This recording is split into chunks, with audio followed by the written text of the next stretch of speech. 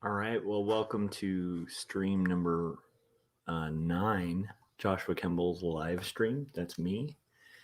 And this is the live stream where basically I work on issue number 2 of my graphic novel, book 2. And the first graphic novel. So I'm Joshua Kemble. I've been a freelance illustrator for 15 plus years, an art director for 6. That's my day job. And then I moonlight as a comic book artist. My first book, 2 Stories, which is a confessional graphic memoir that grapples with questions of faith, mental illness, depravity, and ultimately redemption in a fallen world, is available on Amazon. So if you want to kind of pick up the first issue, so you can know what I'm working on. It's kind of a cool book. I'm pretty proud of it. It took quite a few years to create. But this is just some of the sample pages. It alternates between 2 different styles. And I am working on thumbnails for the next book. So by thumbnails, it means that they're a lot rougher than the finals. These are like maps for me to follow. Let me see if I can show you guys. Let me see if I can show you what I'm talking about. So yeah, here's the finished thumbnail from yesterday, and this is for page 83. In total, this book's going to be about 120 pages. And so my hope is to burn through these thumbnails. And today I'm also going to try to do a little bit more than usual so that I can knock out today's work like late at night, so I can kind of catch up on my sleep schedule. Because as you can notice, like, this is another really weird timing, weirdly timed stream, because it's like, at least on my end, in my part of the world in California, it is 1 in the morning, and so that's when I'm starting this. So I'm not expecting a ton of people to join in the chats, but if you guys stop by and you want to ask questions in the chats, or want to work along with me, or you happen to be up late, if you're on my part of the world working on comics, then cool, let me know. All right, so we're going to get into it. So what I always do when I'm doing thumbnails is kind of have like a map from the last. So I copy the old file and rename it, and then work on the next chunk. So that should be where we're at. And then I will talk and kind of hang out while I work. I have the script. Let me see if I can pull it over here. So here's the final script. It's a good chunk of pages. And this is what I've gotten done so far of the script. So this is my finish line. That's how much I've gotten done so far. And that's how much I have left, which might seem like a thinner stack than you would expect, but it's mainly seeming like a thinner stack to people who don't work on comics, because scripts are usually shorter for comics, because like a sentence, as you can see in this page, is probably like maybe 3 sentences, and it'll take an entire page.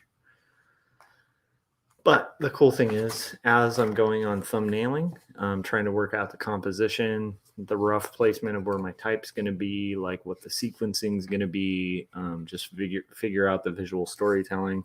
I'm doing these a little tighter than traditionally you would do thumbnails. So they're kind of like a hybrid between thumbnails and roughs.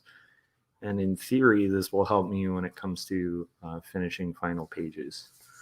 And my final pages, I hand letter, hand pencil, and ink.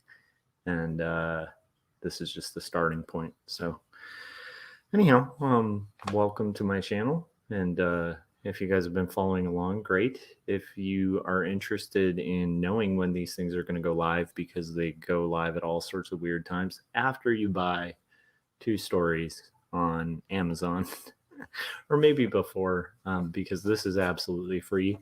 Just click the subscribe button, the bell button if you're watching on YouTube, and if you're watching on Twitch, just hit that follow button. I'm kind of experimenting with Twitch. I'm brand new to it, and I think at this point I have like 3 followers. So a couple more wouldn't hurt.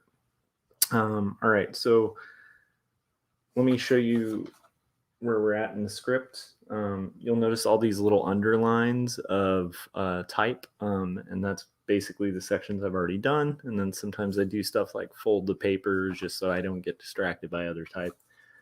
This is the section we're going to be working on tonight, and my hope is going to be that that this can happen sooner. My hope is that this can happen soon, so we'll have to see.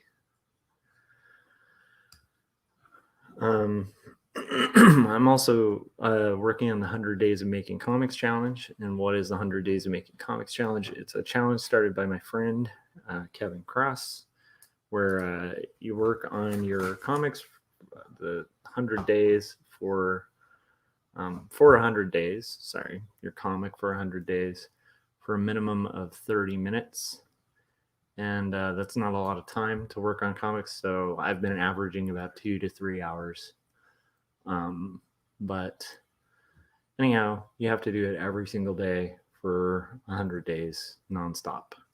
And that actually, I agreed to kind of do that because my buddy Scott was starting it. And I realized that would be a good challenge because I need to be working. I usually have a daily habit of working on comics, but because I need to finish, I'm going to aim to finish this in about a year and a half. 120 pages. It's like that's the ambition, the goal. I might fail at it, but the point being, I definitely need to be working on this daily in order to make that happen.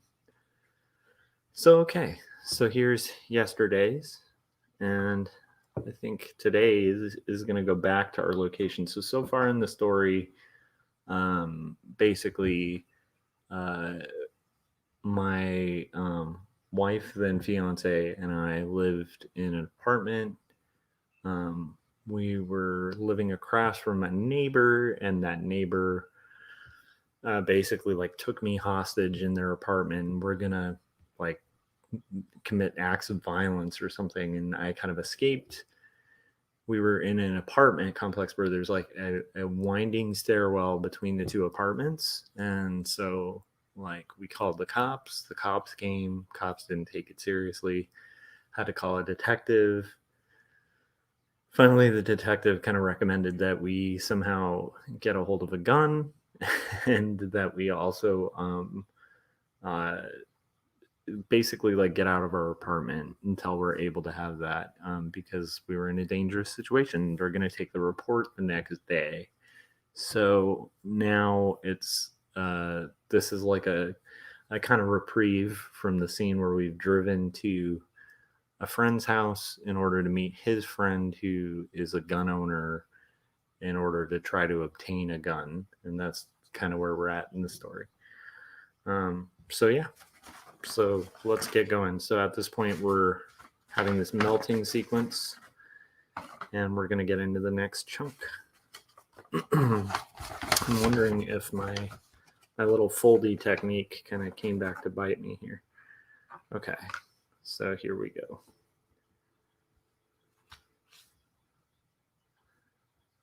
All right, should be good. All right, so the next section is saying, when we finished talking, Troy pulled out a duffel bag. Okay, this is good. Okay, so it's going to be starting at the next sequence. I'm pulling up sequence from a couple pages ago, just as a reference, so that I am making sure to not be insane in the sense of like, you want to redraw and be consistent when you're doing storyboards and sequential work. And so, yeah. And this is in the pencil tool because I was working on some freelance.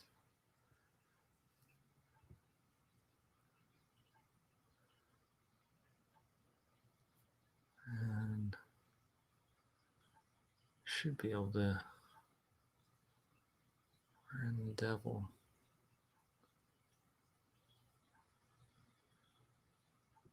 And for some reason, my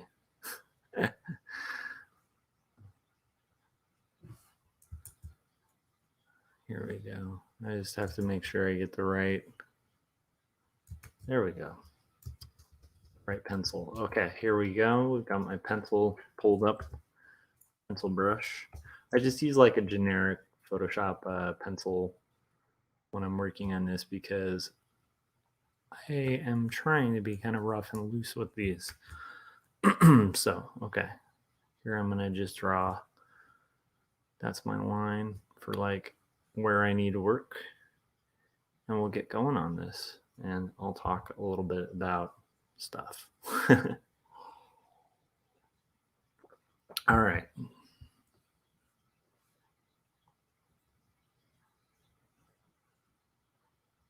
Okay. So I'm going to do.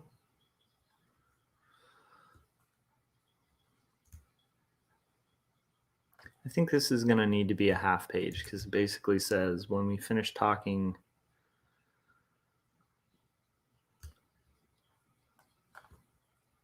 Okay. It's going to have this character, Troy, who's the gun enthusiast, who is literally bringing a gun over for us to use.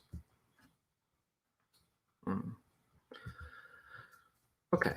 So let's, as usual with the stream, when I'm doing, when I'm working on stuff, I when I'm reading and having to write what I have in my script, I'm not able to talk a ton. So I'm going to write real quick and then we'll get going on thumbnailing. So let's see here.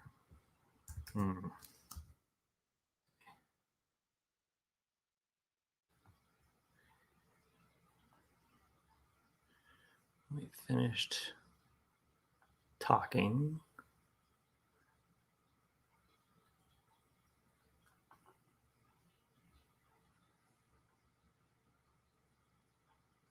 Troy pulled.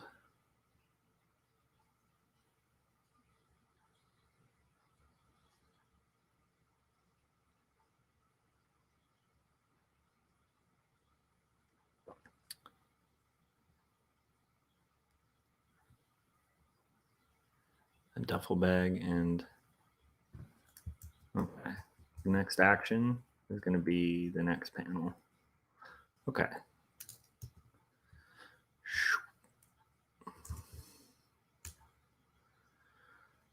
All right, so these are thumbnails, nice and loose.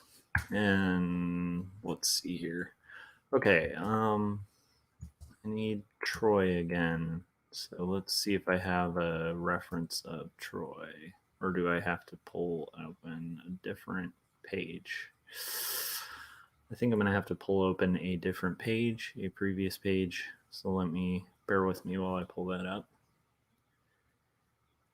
Because I have this character Troy, and once again, when I'm working on especially thumbnails, like when I'm working on finals, I'll kind of keep printouts of different characters so I can reference them and try to keep the costumes consistent, all that kind of fun stuff.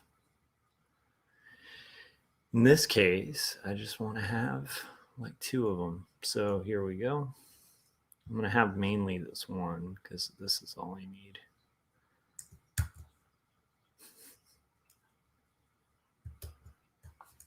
All right, so there's a nice little character reference for a thumbnail.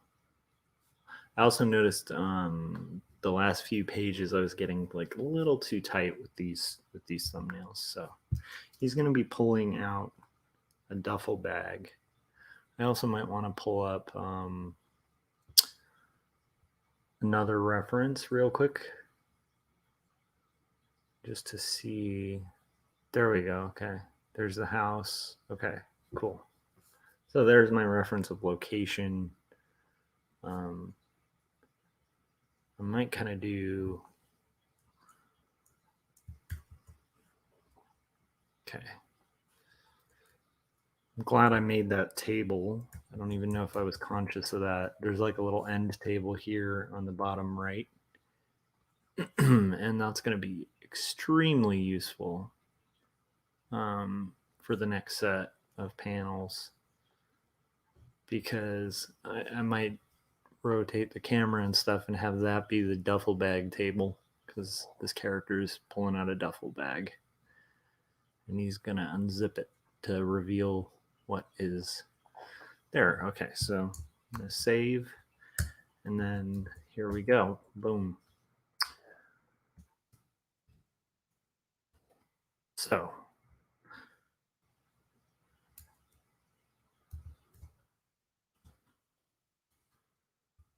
see if we can do like a rotate the view.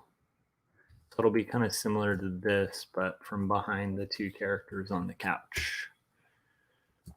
And then once I kind of get this super comped out, then I can kind of talk shop about some stuff. I can say while I'm kind of sketching this out that like I'm gonna try to do a little more than I usually would, because today I was intending to send out more press releases for Two Stories Book One. When you release a book and you're not like you're on an indie publisher or something like that, it's really important to be always active promoting. And I've kind of dropped the ball the last few weeks in sending out press releases. And so it's like when you're sending out inquiries and press releases and stuff, you get press. And when you're not doing that for a book, that press kind of dries up. So you kind of need to keep a buzz going for your book. And if you are your own kind of, like a lot of the time, if you have a bigger publisher, which I've worked with bigger publishers for, art that I've illustrated and stuff like that.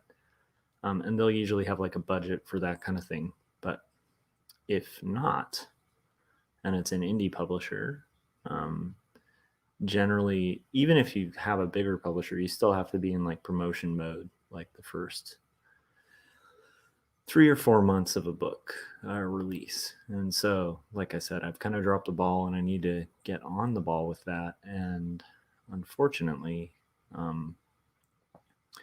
I have gotten distracted because I also need to be making these pages because I have a second book that I need to release at some time before I'm like 80 years old. And just juggling a lot of things, and I've kind of fallen out of the habit. So I need to rebuild that habit. And one of my big things in life is building habits. And yeah. So my thought is, if I can get my 100 days of making comics done for what is now yesterday, and then for today, then I might actually have enough of a clear window tomorrow to kind of focus on some other stuff that I need to do. I also have some art I need to do for a friend that is not paid art, and it's kind of a top secret thing. And that is something I need to get to thumbnailing. All right, so this is going to be Troy pulling out his duffel bag.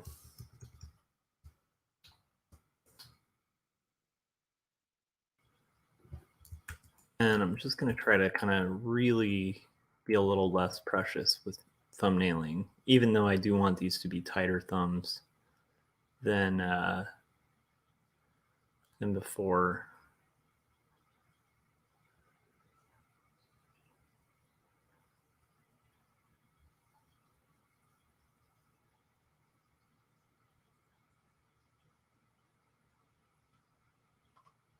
I don't want to kind of need thumbs that are like these don't have to be finished pages. They just need to be a little tighter than my regular thumbs would be. So that's what I plan on doing here, and we'll see how that goes. Okay.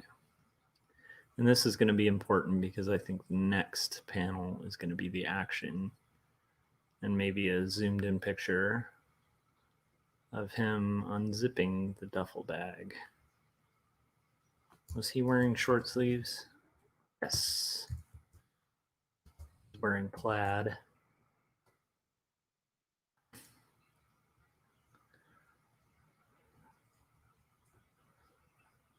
And this is going to be like,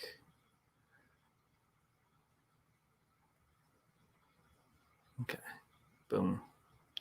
Love it. Going to be a duffel bag of sorts. Duffel bags usually have these straps.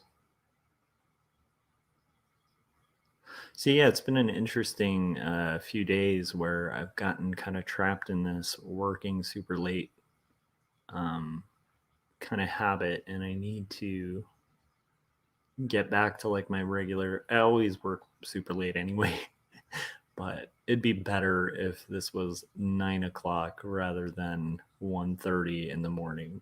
Um, although I do think it's a good window into like the kind of work that comics require on top of day jobs and stuff like that, where if you want to get stuff done, sometimes it really does require um, going above and beyond and sort of um, working really weird hours. I mean, it's kind of, comics are insane. And this is just an indie guy, right? Like I'm an indie comics dude. And so it's like my deadline is not as stringent and crazy as like a Marvel dude. Imagine the Marvel guys. Like if you're on a book that's like a monthly book, that's not an indie, and like you're having to do like a couple pages a day, you're talking like 16-hour days, which is pretty, it's kind of weird. On one hand, that's a lot of work. On another, that's not like super unusual for a creative to spend the time, but just the financial returns on that um, for mainstream comics often aren't, unless you're like one of the big dudes, aren't as lucrative as they should be. At like if you were doing a comparable amount of illustration, um, at standard illustration rates, like you would be way better off. Um, but most cartoonists like do it for the love, and so that's kind of what this is like. This is my own property, and it's being done out of love mostly. So, okay, now I'm gonna just basically try to do a little bit of this. So we're just comping out, like I'm trying to work out the framing of this page. And so this is the fiance character. Her ear would be like kind of there. She wears glasses in this comic. And yeah, so we're kind of working through this first panel and sort of seeing what all we can get done. So yeah, I'm trying to think of something relating to the day that I've done. That was kind of interesting. My son had to color this big oh, that's right, she's wearing a sweatshirt. My son is working on coloring this like giant coloring book page for homework for his school. So we were coloring together today, and that was pretty fun. And then I'm working on this like crazy project of weeding our entire backyard, which it's like the area of California we live in is a desert area, and um, weeding a backyard is like a real nightmare in a desert because deserts and weeds are like best friends. And so we're really getting closer on weeding that whole thing, but it's been like a project for the last, I don't even know how many months, to try to kind of get rid of those things. And it feels very similar to like working on comics, where it's like you kind of work out there for like 5 hours or 3 hours or something, and it seems like this monumental task, and you're kind of carving and carving and carving, and then eventually you get to where we're at now, where it's like we're almost there. And almost there might mean like quite a few more months. But even considering the amount of crazy weeds before, it's not too bad. And a lot of people would be like, well, why not just like weed whack them and stuff? And in this area, if you do that, they'll just grow back in like about a week. So, and one of the reasons we're like, I'm not a huge uh, nerd for like, yard work and stuff like that, because a lot of that's like very, like, my goal in life is not to have like this amazing yard. I'd like to, but it's not like one of my life goals. My life goals tend to revolve around art, and then like trying to be present for my family. And but I will say, like, it's actually kind of a threat to our animals in the sense that we have dogs, and because of the weeds, they'll like go out there and get these like briars that grow off the weeds like in their paws and stuff. So it's like, and they need to go out occasionally, um, other than just on walks. Like, it's nice for them to have a yard. So that's kind of the big driving force between like behind me, like going out there. It feels like a battle between this me and these things that are really annoying to my dogs. And because it's a threat to my dogs, having them out there, it makes me motivated to like go out there and kind of take care of these weeds. I know I'm talking about weeds and not the fun kind. um, okay, here we go. So I'm kind of trying to get this. What was that? Back. Yeah, okay. So that would be, I've kind of built this wrong. Let me undo that. So this actually should be more like kind of coming out of the frame. All right, there we go. So this is going to be more of like a, in fact, it even goes back a little bit. More of like a modernist kind of design. Not a fan of furniture that's like deco furniture. not original deco, because original deco is pretty awesome, but I'm talking like 1980s, um, pad furniture. it's it's not that appealing to me, but I think that's kind of the type this is. I don't know. Gotta actually work that out better. This also should be on a tilt. And I might be over noodling this scene, but I figure working that kind of thing out early, before you're in the thick of like finalizing pages and doing really tight pencils, doesn't hurt. Scenery might change too. Um, the style that I'm going to be doing a lot of this second book in. So if you've read the first two stories, it alternates between two styles. For stories from childhood, childhood story sequences tend to be done in like this cartoony sort of Sunday morning comic strip style, but like wonkier. I like to call it like a wonky Mary Blair style, which is like Mary Blair if she couldn't draw that well.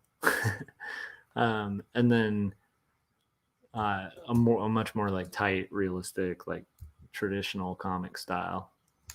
I heard somebody, forgetting, but I was on a podcast where somebody hosting, I think it was Luke T. Harrington's podcast, where he called it a cross between like The Dark Knight and Family Circus, like in the way that the styles alternate, which is fairly accurate, how they kind of shift.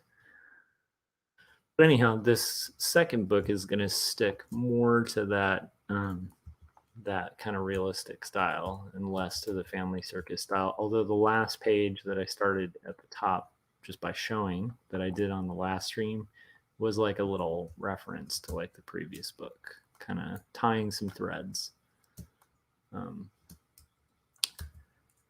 then since this is the final book in this series, it is really going to be tying a lot of the plot threads of the first book. Although the first book kind of resolves on its own a little bit, but it's not like a full resolution. So most people reading it will probably feel slightly unresolved because it does have a lot of plot threads that are only going to resolve in this this iteration of the book. So anyhow, here we are just kind of coming up with. I'm also realizing, like, why am I actually am making a fundamental mistake here. Oh, where I was doing this background sketch based on something I don't need to do, which is like I've suddenly turned the couch and the characters, but not the room, which would be really weird for them to just shift. So here I'm going to show the room, and then we'll make it work from there.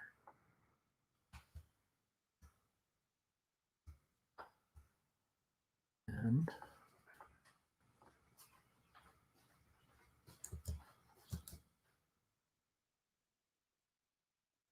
right. So here I think I'll have, I actually want there to be like a chair or something for this guy Jeremy's character. That would be good.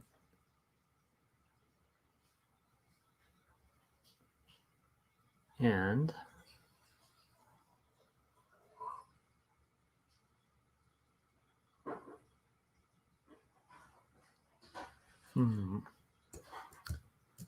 so I made like an elementary mistake and now I'm having to work it out. Okay, so let's see. The character is going to be here, I think. Yeah, that's good.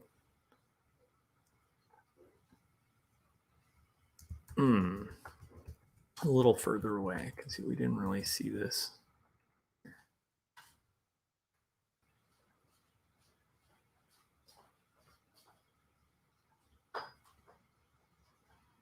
I like it. Okay. And I'm going to have like a chair, I think. Okay, that actually works. And then I think there's going to be like a, let's do like a, I think there would be like a kitchen back here. I'm trying to remember the layout of this place. Maybe a refrigerator. And then here, just be like the corner of the room. Maybe a TV. Television. Da, da, da. Okay, cool. That's going to be kind of how I work it out here.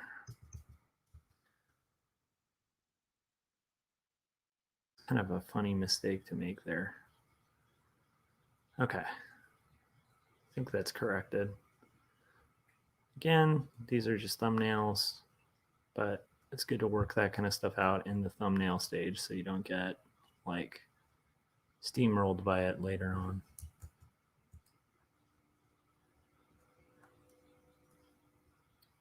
So anyhow, my hope is going to be to try to do a little bit more tonight than I have in the last streams, and we'll see.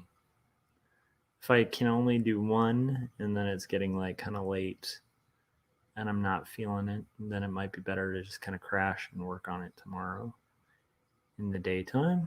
But ideally, if I could get these knocked out and have them out of my hair, that would be great, because then I can focus on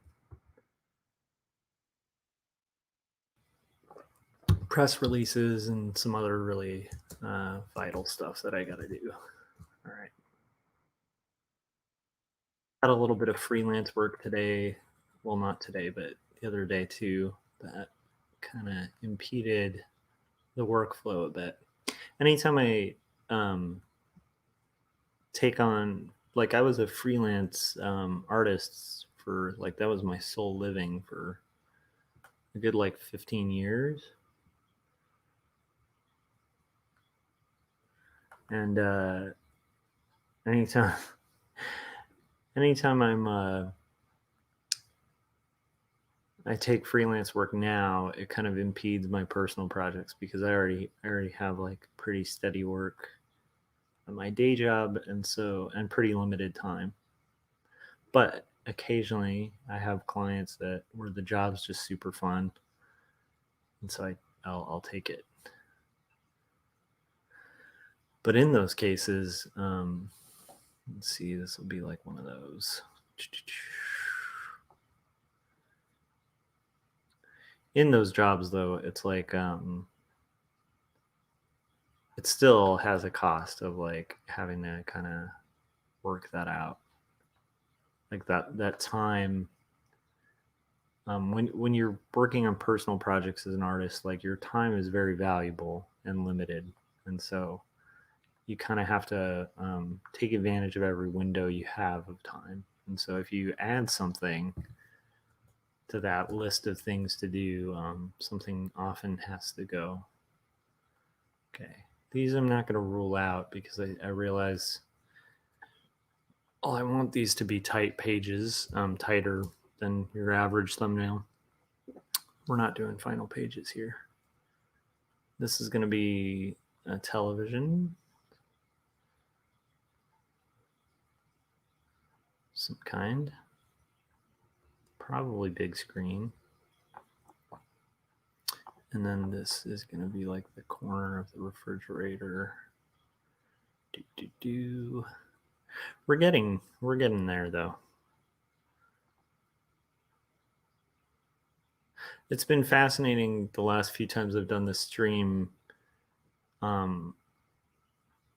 People have joined at like 2 hours in, at like these really odd hours in the chats, but I'm always expecting no one will join in the chats, especially when I'm doing it at such weird hours, but we will see. Okay, so there we go. We have like a really quick roughed out comp. Oh, I need to, these little costume reminders too for the final are really important, where it's like you don't want to forget your costuming. Because again, like at the rough stage, not a super big deal, but if you forget at the final stage, you're adding crap loads of work to your thing. So make sure I am noting costuming for when I get to finals. I was trying to think of a way to kind of describe thumbnails and their function for people who haven't done art, and I feel like the best way would be like if a musician is just kind of cutting a demo but not a final track. Sometimes the demo is a little looser. You still want your demo to be good, but the demo kind of functions as a map for the final, right? And then what's funny is that might not be a very helpful analogy for people, because, you know, like, let's say you don't play music or do art, then I don't know. That's a tough one. It would be kind of equivalent to a rough draft when you were in high school for an essay or college or something. It's good to have like a first draft. This is like a rough draft. It's like a first draft, but just kind of coming up with a map. Okay.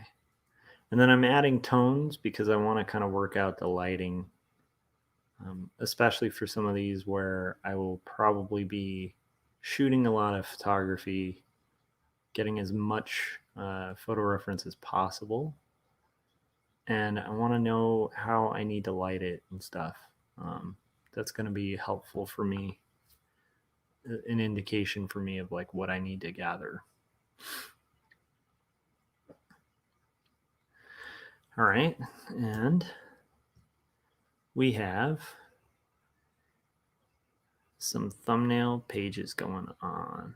What is up with that? Okay, cool. And then just add a little, probably some light there.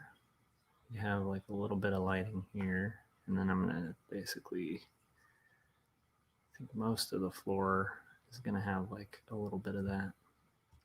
Under here,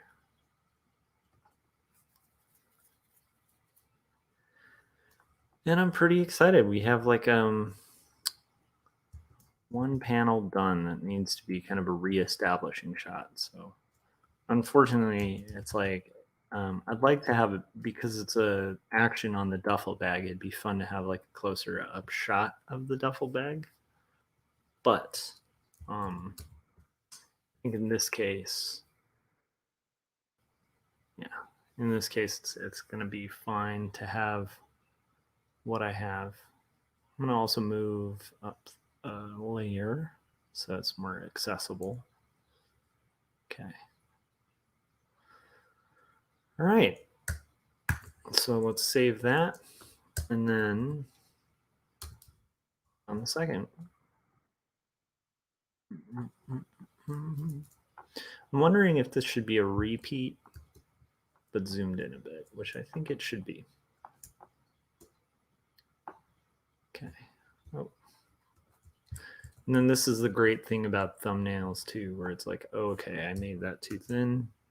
Oh, come on.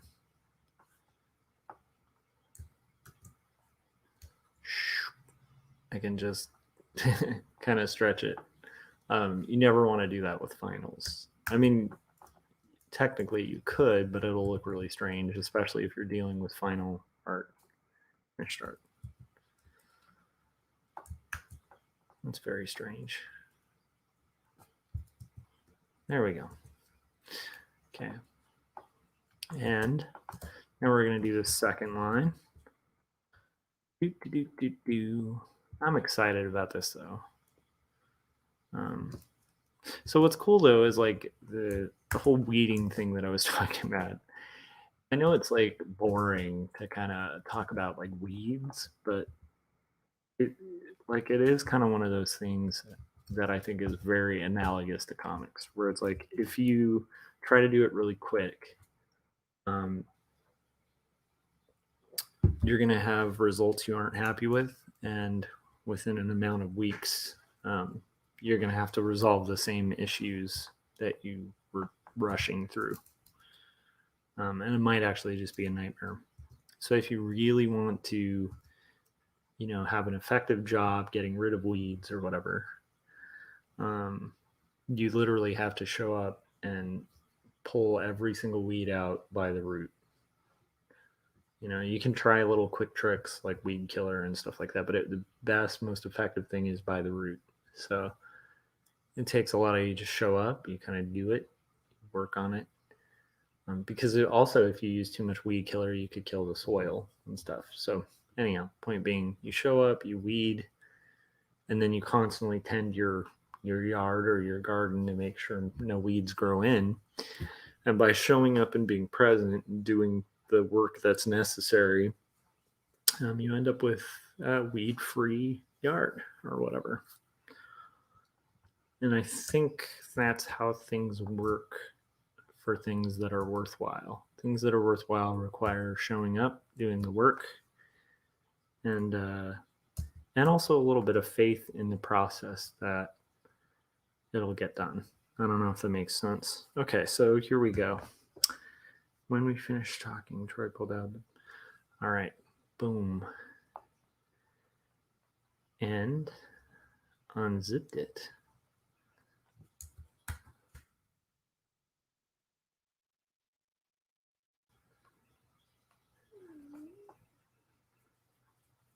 To reveal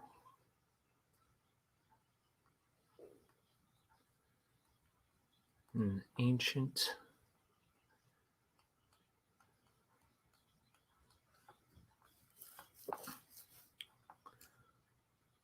looking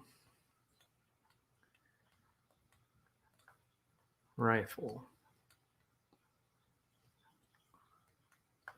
of some sort.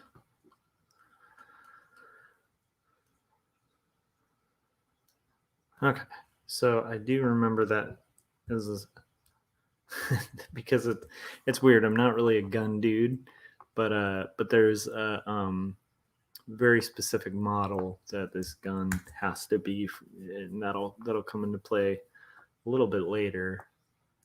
So right here, I need to find bolt action Lee Enfield number 4, make 1.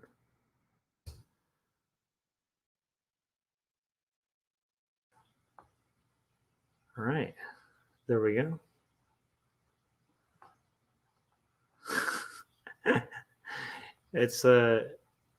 It's interesting because this is a slice of life story, but I do kind of like the fact that I mean, some of these events were very difficult when we went through them, but it also makes for a very thrilling story, I think. Hopefully. I mean, this part is not super thrilling. It's unzipping a duffel bag. So I'm going to probably zoom in on this, but I actually want to work it out at scale. And then maybe we'll zoom in on it there. I also want to do something where it's a little more. There we go.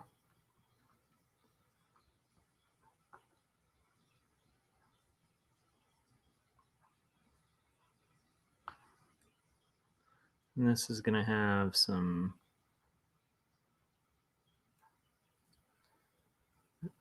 small sound effects, I think. Where it'll be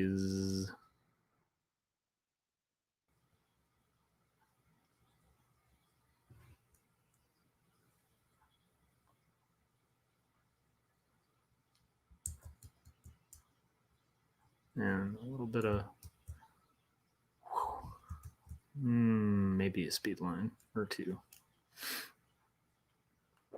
And that'll be something I can work out too once we get going on it. So he's unzipping a bag. It's going to kind of pull forward here. I know this seems like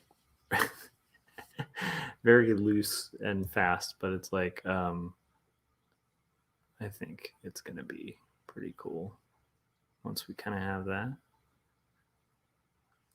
Okay, and then we're going to see just a little bit of this ancient looking rifle that I refer to in there. Right, just enough to be like, what the hell? All right.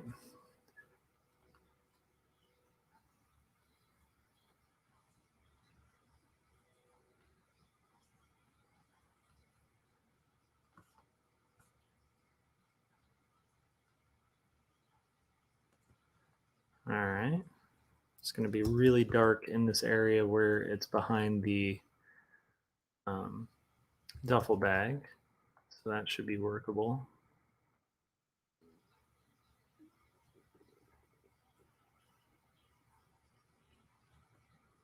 And I think we're good. So if anyone follows the show so far, it's like 9 episodes. And I'm trying to do these daily. So that means I've been doing this for like 9 days. anyhow, if anyone's following the stream, they'll probably know like at about the hour mark, I usually step out for about 20 seconds and then come back. But I do think in this case, there's going to be a few minutes changing first.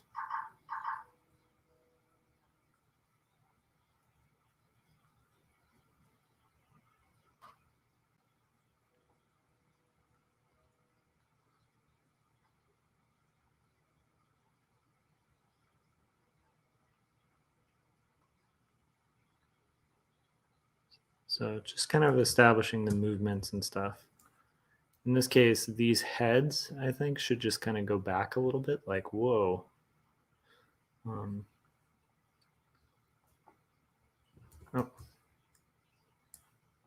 thought that would work. Ah, there we go.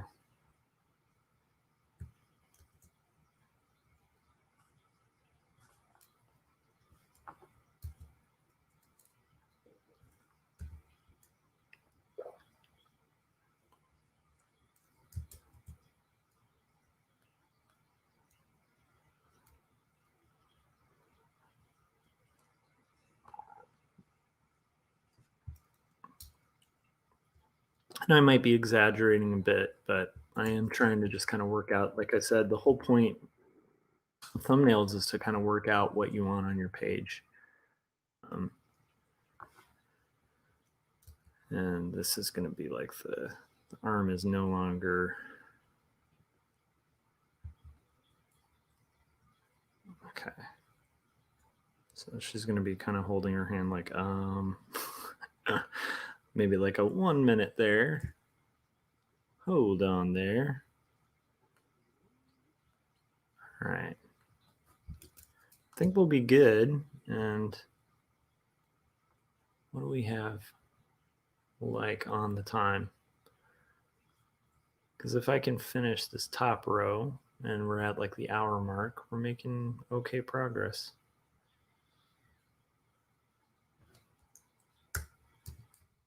Okay. Now this will be fun because what I'm going to do is, in this case, just a little subtle thing. I don't want to do too much of a subtle thing, but just a little subtle thing is going to be helpful. So, oh, come on. So, pull this. Make sure there. That's not like much, but oh, hang on a second. Did I cut or copy? I think I just copied. Okay. Make that larger.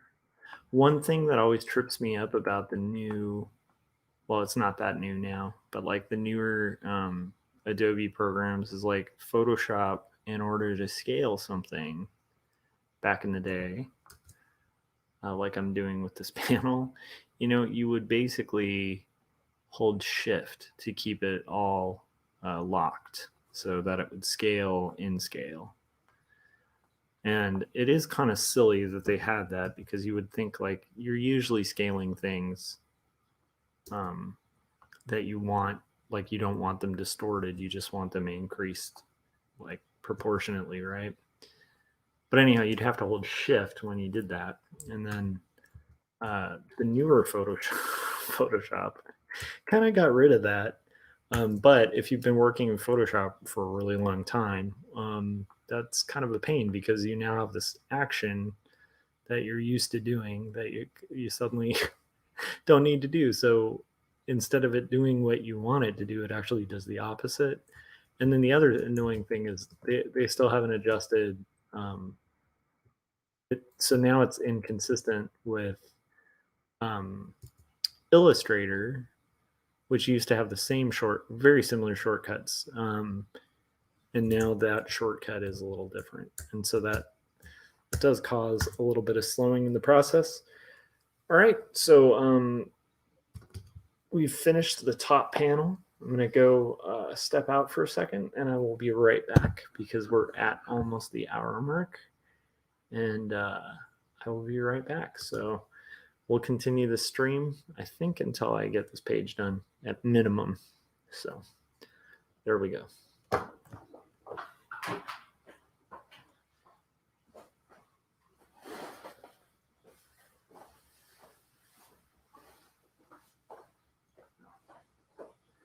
Part of why I do this is coffee refills.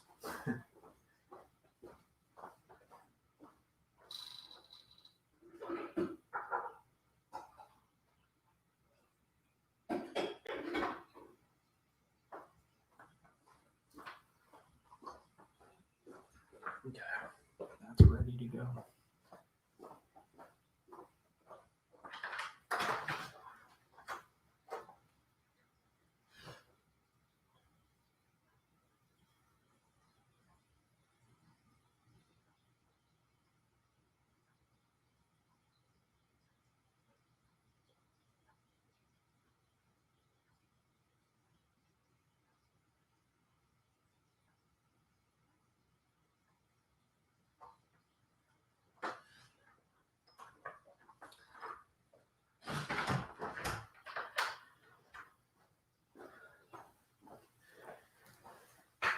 All right.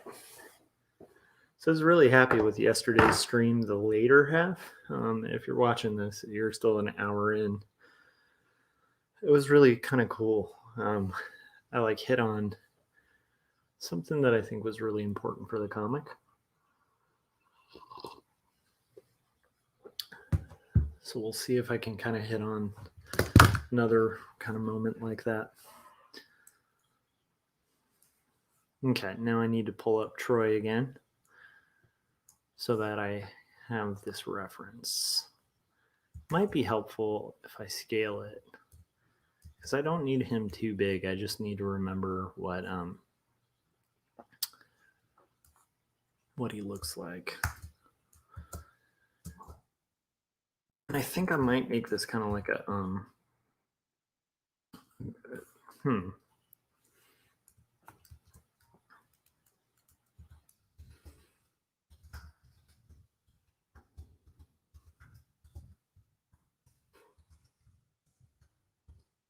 So I'm actually looking and seeing if there was a vintage advertisement. And what do you know? That's great. That's so perfect. Okay, I'm gonna just pull this over here so I can use this as like a rough reference and kind of make it look like a vintage ad as it's in this part, which is cool. So there's devices that I like to use when I'm doing these things. Let me make sure I have my stream pulled up. Oh no. Okay, cool. I thought I had closed out my stream. So there's devices like that I like to use, like referencing old advertising and stuff. I've been doing that in the first issue as well. There's these little shout outs to like jobs cartoonists used to have. And so if I can kind of make those happen a little bit, that's good. So here I'm going to have, okay, so let me pull that, get rid of that. Let's see what we're doing here. Okay, cool. I wanted this to be a little smaller. I had these panels that were like peephole panels, so that's why I pulled that up. I think I'm going to want this circle to be a little less small. Now, I only do using the selection tool to make circles just for roughs. Like when it comes to final layouts, I will often, okay, cool. That'll work. When it comes to final layouts, I'll often do, I shouldn't say often, I pretty much do most of that layout work in Illustrator. So this is just kind of a placeholder. And that's part of what the roughs are for and function as is like a map for me to know what to put on Adobe Illustrator. Okay, here we go. Okay, I have Troy, and he's going to be holding up. Let's see here. He's going to be holding up this Lee Enfield. That's so great. This is going to be fun. Okay.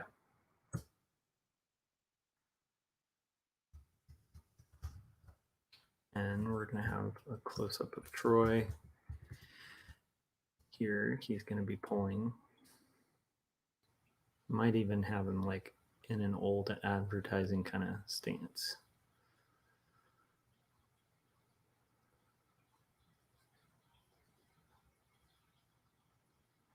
I want it to show him kind of holding the gun. This is good.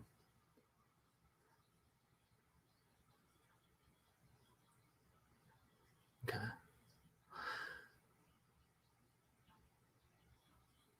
Nope. I need to at least have my through lines a little bit. Okay. Fun times. So now we're going to have like this thought bubble that, I mean, not thought bubble, but like a little old school vintage style bubble that explains what he is doing. Going to be holding the muzzle.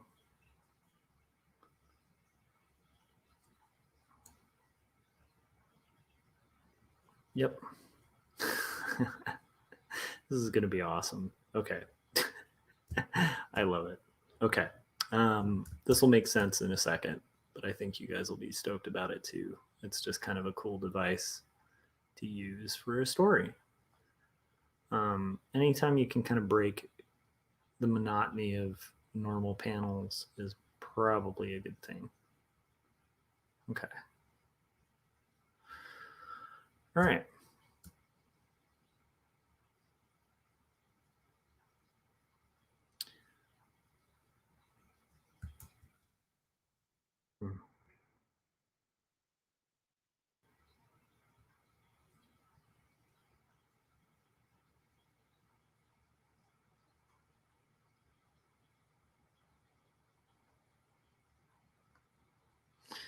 So this Troy character, like I said, he's like a NRA kind of buff. Um,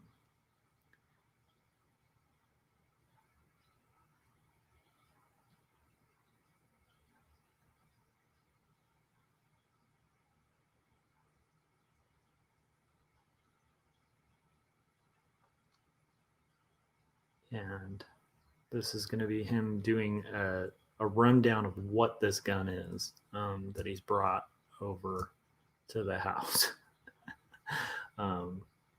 Keep in mind, like, this is not a criticism of this character because he was a cool dude. Actually, a really nice guy who was literally trying to help us out. But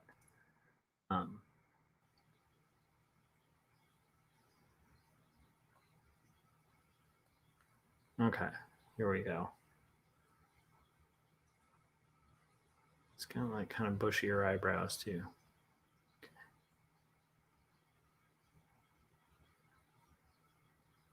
And sort of like a dead serious under. Okay, and he has kind of like a beard that goes higher. So.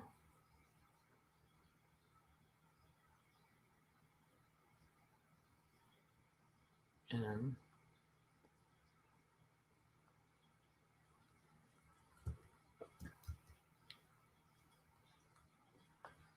this is fun though. Like, I'm actually digging this idea of kind of making it like a gun ad.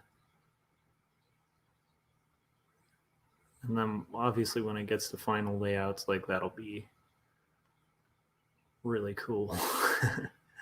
I don't want that to go that high. It should be like here. There we go.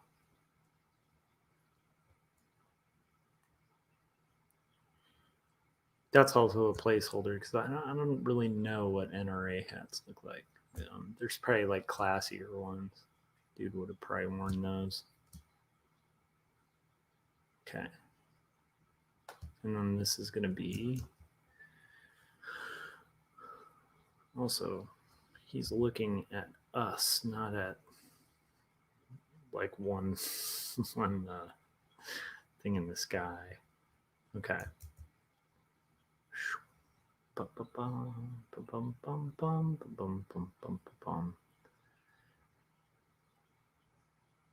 Okay.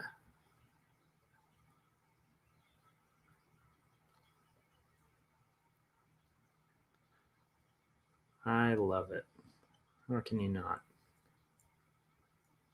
Okay. So this is going to be sort of breaking the panel up a little bit.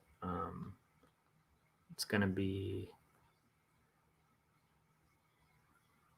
a little bit like, okay, so there's them.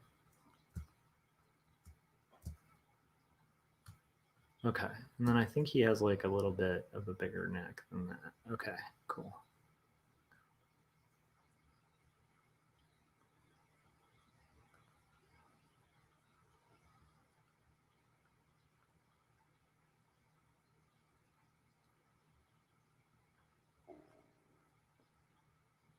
So he's saying the. That's what I want his mouth movement to be.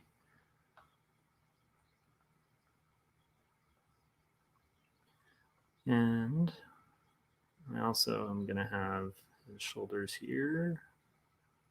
It's going to be there. Okay. And we're going to just do that.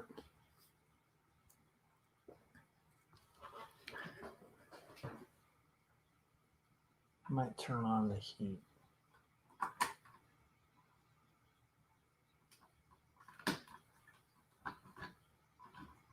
So it's getting a little chilly in here. At minimum, I want it to be. Try that.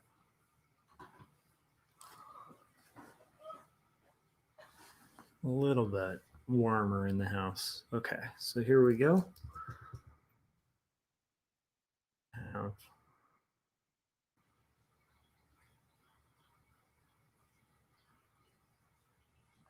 Okay.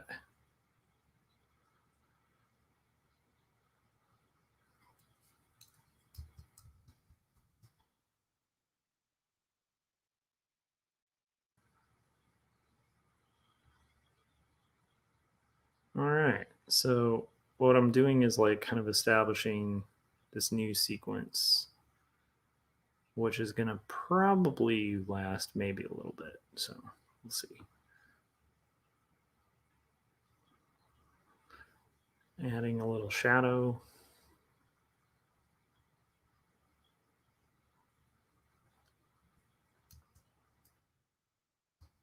Maybe, where is he? Okay, cool. Yeah. Probably add the TV a little bit.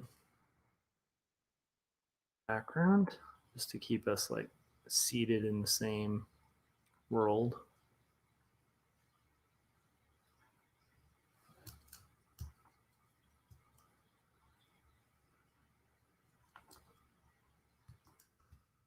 And I'm gonna have this with maybe like that fridge a little bit,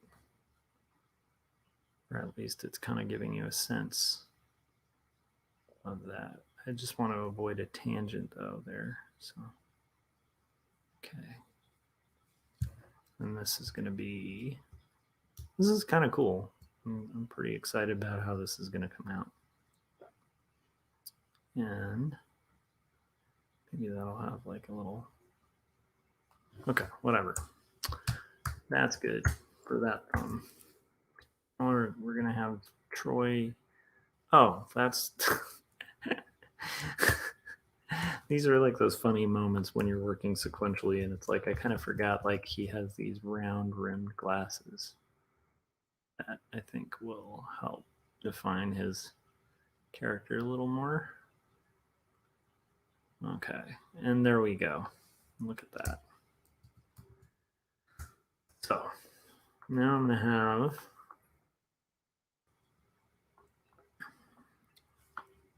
this ad down here, but it's gonna be pretty important, I think, because now he's going to say, oh, come on.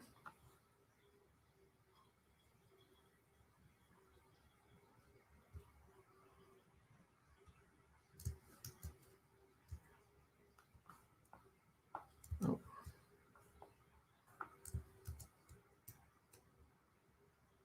All right, so here it goes. Getting there. I'm gonna grab a little more coffee. Hang on a second. I'll be right back.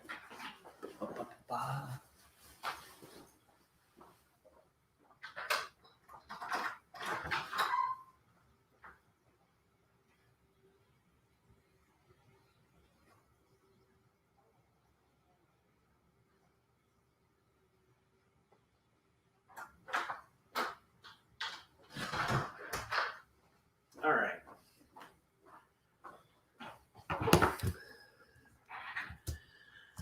So he's going to have a word balloon. He's going to say,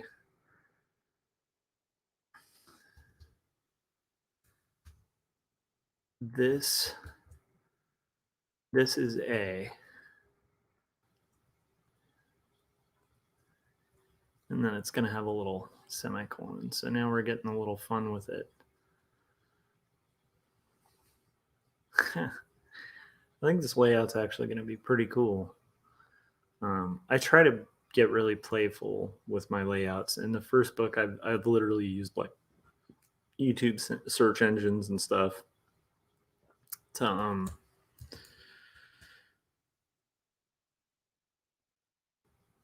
as like panel devices and all sorts of things like that. That is way too big of type, though. When it comes to it, it's going to be more like that size. And I'm going to have it be like a better, I mean, it's a thumbnail, but still word balloons need to point the correct way. So there we go.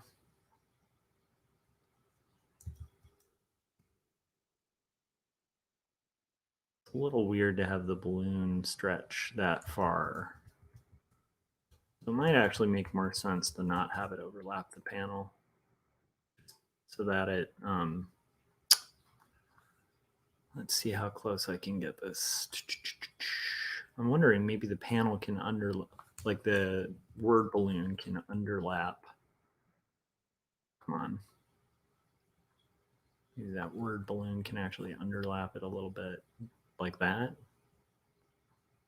No, I think having it kind of couched there and going back to the previous. There we go. Boom. Breaking the law. All right, there we go. We're good. And then it's going to say the name here. This is so funny.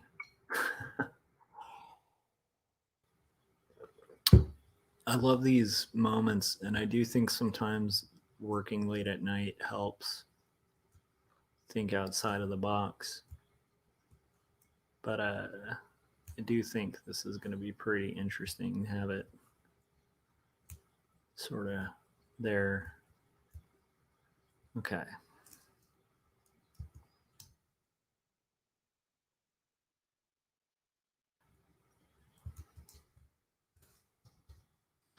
This is just blocked in type, and obviously the final is going to be a lot less like crappy.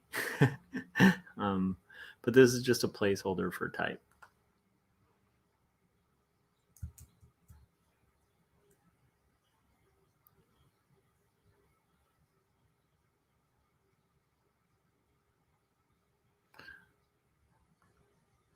I really meticulously hand letter the final comics. And it's like a kind of weird version of hand lettering where I comp it out in Illustrator, the lettering, and then I will light box it and hand letter it from there, kind of over the Illustrator work, because of the fact that I like the look of hand lettering. So I was finding a way to kind of mimic that look. So it's kind of like, almost like if Illustrator were my Ames guide. That's kind of how I use it. It might seem redundant and silly, but when I see the final book, which is that book, Two Stories, book one, which you can get through Marcosia Publishing, you can ask your local indie bookstore to carry it.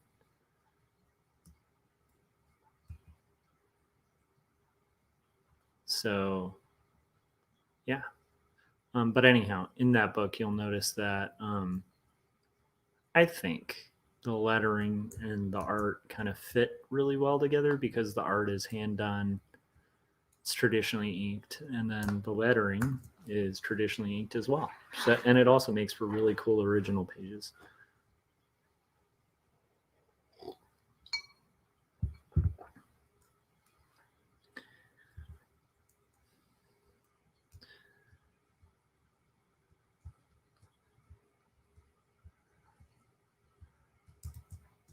So here I'm just blocking out, trying to kind of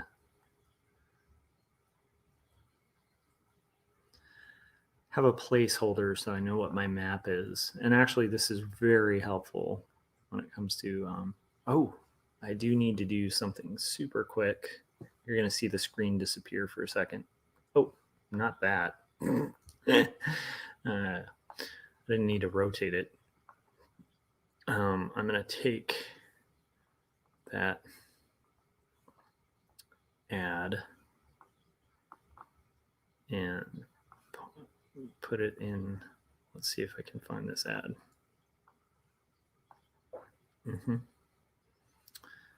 Please don't take me to a weird website. I love it. There it is. Boom. Okay, I'm going to take this ad and kind of put it in my ref folder too, because that'll be helpful when it comes to doing the final. So I remember what I was looking at. Okay. Pretty excited about that, actually. Okay. It's so nerdy to get excited about like a sequential thing, but I think it's going to be awesome to have that.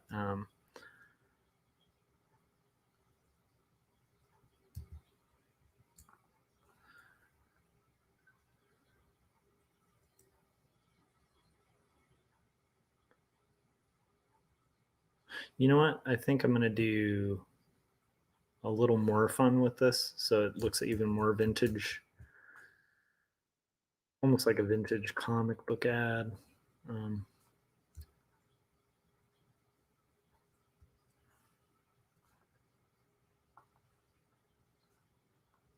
Oh, come on.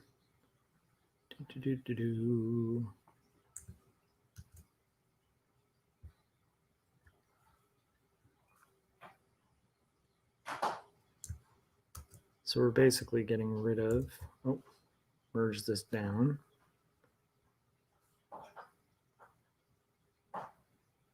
Merge down.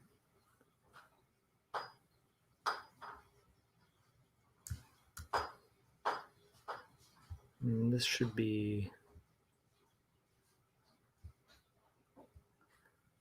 okay. So hopefully it'll fit this area really well.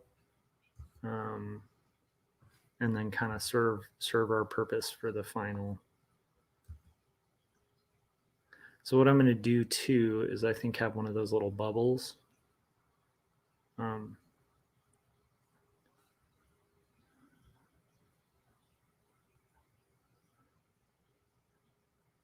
Okay. And then this is going to have like one of those bubbles. Like, I'm trying to think. Will that work? That should work. Let's see here.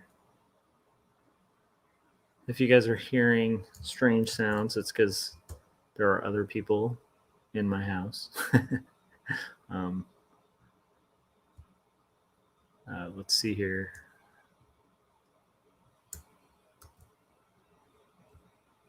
Okay, and we got this worked out, and now I'm going to do. So I usually kind of will talk about different issues and stuff, things that are on my mind. But these pages are so fun. I kind of feel like working through them verbally as they're being created might be a good thing for people to kind of see the process that goes into these things. And then this will be like vintage type. Once again, just placeholders. This will be a lot more clear.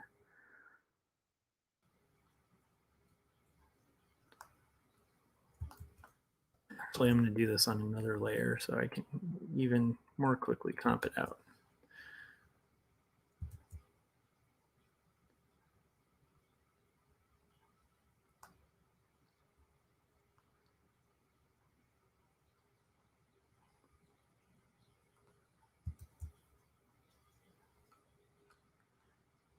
And that'll be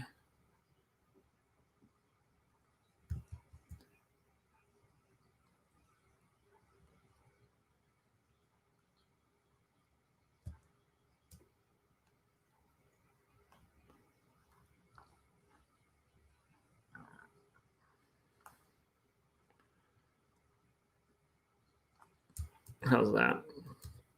That's starting to look like a vintage ad. I hope so.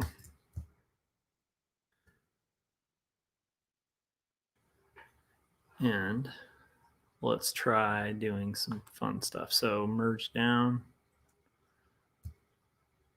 I actually think if this were, let's try this.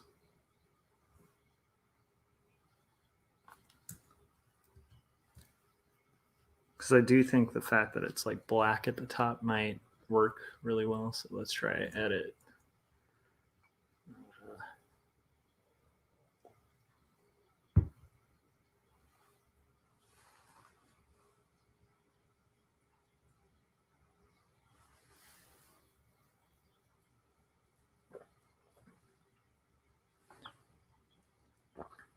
So let's try this and see how that works. Try something very quickly. And I think if I take this text and kind of fill it. Okay. Now this might not make a ton of sense yet, but bear with me. So we're going to do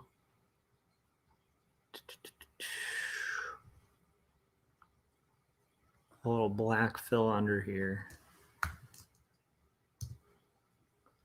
Yeah, that's it. Yep.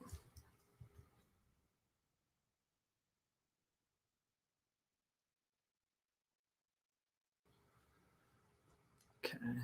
And I do think I need to turn this off again, grab all of this and move it down to where it will line up with like the page grid. This is like nerdy nerdy stuff, but I think like one of the most important things that served me very well when I've been working on this comic is sort of playfulness, like the ability to quickly correct if I come up with a good idea. And I shouldn't say correct, but just kind of quickly adapt. That's one of the things you don't want to get locked in, I think, as an artist, is like you don't want to end up in a scenario where you're so kind of married to a format with your comic that you miss out on these playful opportunities to kind of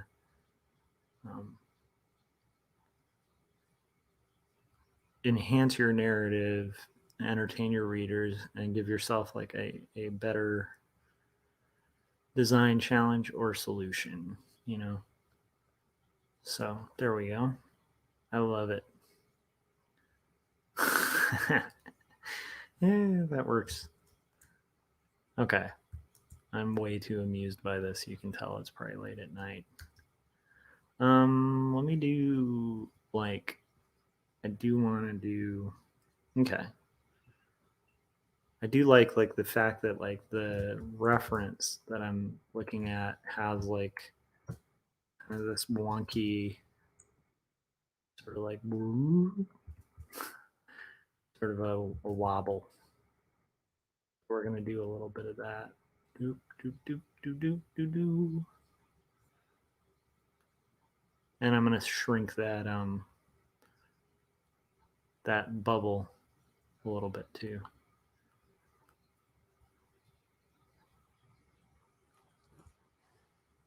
Okay.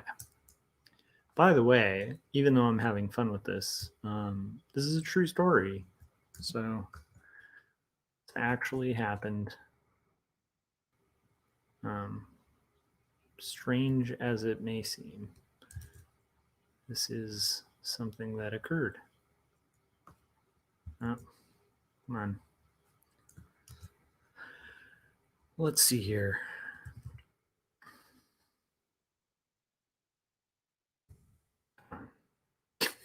Ugh, shortcuts are kind of wigging out. Occasionally, I have that happen with working on comics. Like sometimes these things just wig out. Okay, here we go. And we've got kind of a good beginning. And what I'm going to do is kind of mimic this ad just a little bit in the sense of like the layout. So I think like some of the body copy might be small little advertising copy kind of things. I'm really excited about how this is coming out. I don't know. It's going to be very strange, but we'll see. So let's do a little sketch of our gun thing.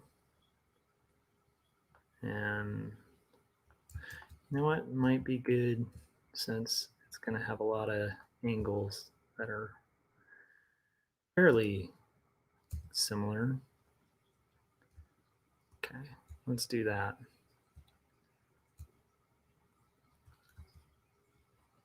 Let's do a little bit of a, oh, wrong thing there. Okay.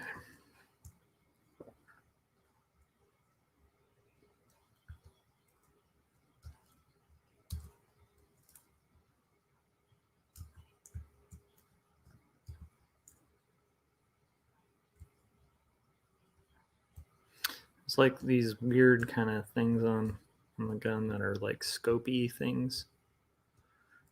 And obviously I'm not going to be like for instance, this is not going to have a scope on it. But it is going to have like this strange contraption here. It's a little,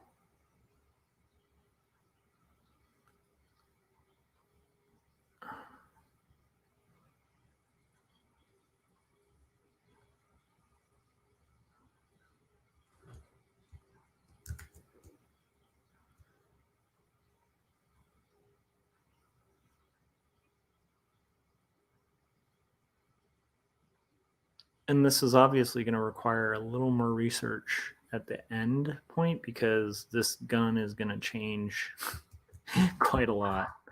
Like I'm just kind of basing this off a gun for the layout, sort of. But the shape and size of this gun and how it works is something I'm going to have to actually do a little bit of research on. But in the meantime, I'm just kind of using a placeholder to try to kind of work out the layout. And this should be fine for just like a rough layout.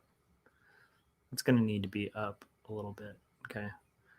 And we got that. And now I'm going to have to shrink it a little bit.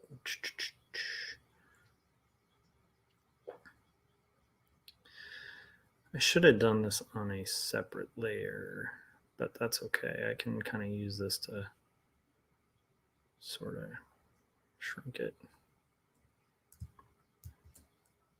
Okay.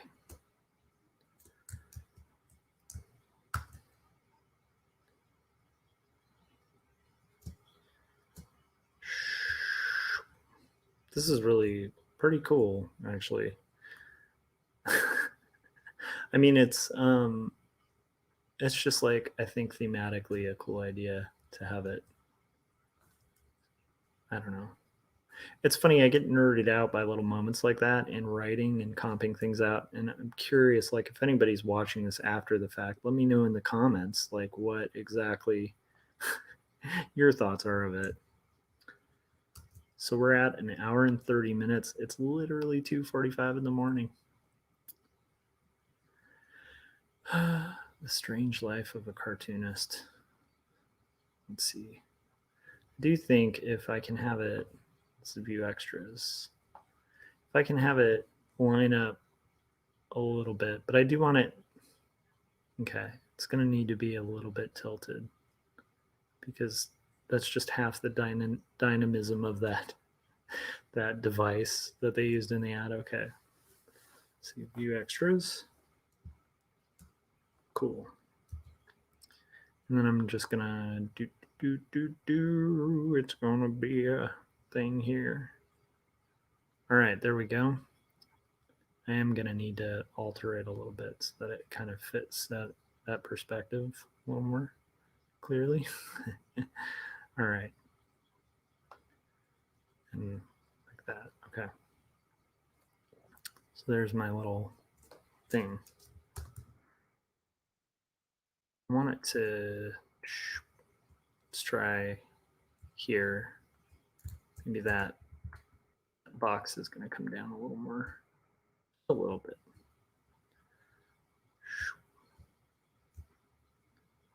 Cool. Actually, yeah, that can work. Okay. So one of the fun things, I do think comic making is fun and sort of um, playing with the medium and sort of finding ways to make your narrative interesting is kind of cool. How's it going, Crimson Owl Comics? We are joined in the chats like super late at night. Is it morning for you? I had another night where I took a nap that ended up taking too long. I was going to just power nap at around 9 o'clock. And then I woke up and it was like 12. So I was like, crap, I have a ton of work I got to do. I'm pretty stoked about this page, though, because originally this was just going to be a guy kind of walking through a gun. And it dawned on me that this gun is like an ancient gun. And so I could like reference, like, I could kind of use the panel structure of like a crappy gun ad from like, which I think is going to be really cool for the narrative.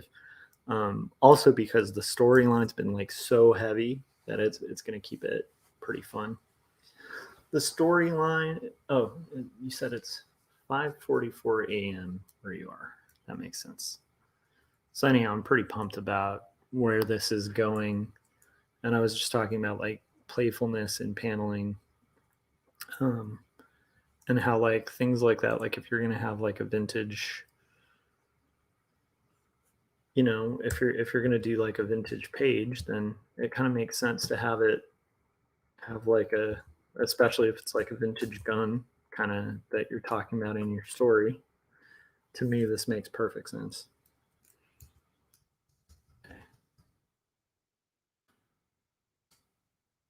Oh, I do want to pull that up just so I can see their grid layout.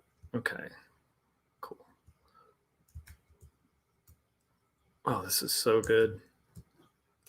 I don't know. Is that nerdy of me? What do you think, Crimson Owl?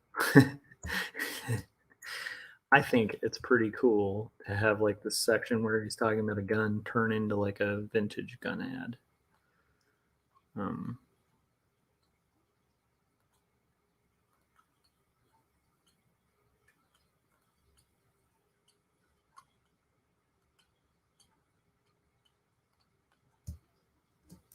Actually, yeah, that would be all caps.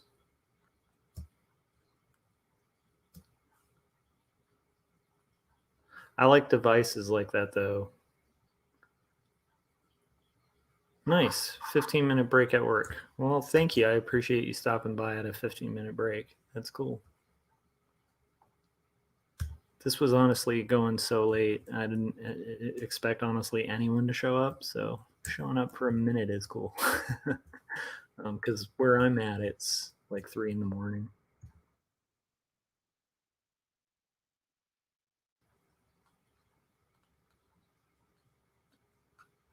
It's a dangerous weapon. Okay, so I also need to make sure.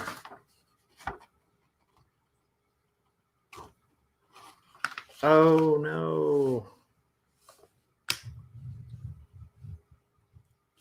Okay. Okay, so I need to actually add something that I somehow missed at the top. I think there will be room. Again, this is why it's so good to have thumbnails, right?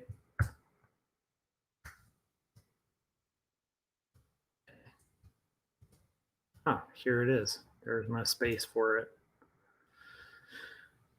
Okay, and then this is going to be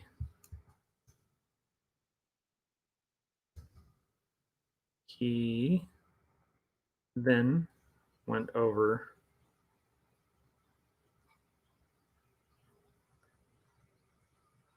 some basic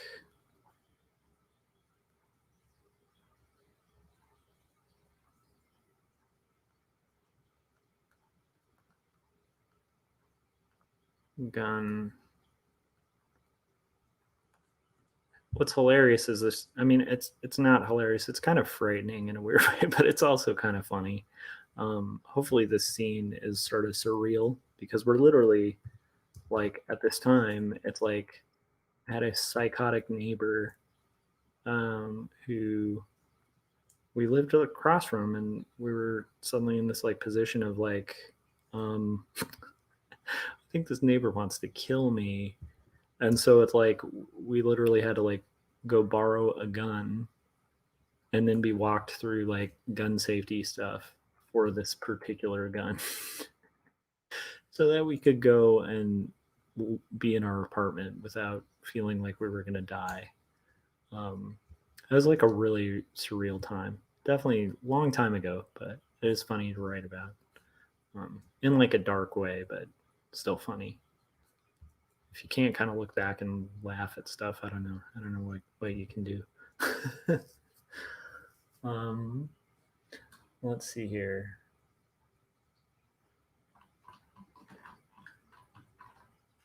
Okay. Put my jacket back on. It's a little chilly. Okay. Some basic gun safety. But as I explained, like on my previous one, I'm not like a big advocate for guns or anything. Not opposed to other people having their opinions on it, but not a fan of guns. But this happened. So I can't, you know, when I'm trying to write a story about truth and stuff like that, it's like I don't want to parse words with like actual events. Because I think like the closer this is to truth, even though it gets playful and fun, um, the closer it is to truth. I think the closer you get to beauty and all sorts of other stuff. Okay, so dangerous weapon needs a period. I'm glad I worked out that. That actually looks a little better too, having that panel down there because it kind of makes it more of like a transition from panel. So I actually am happy with that. And now we're going to move on to, yeah, I love this stage of roughs where you can kind of figure stuff out.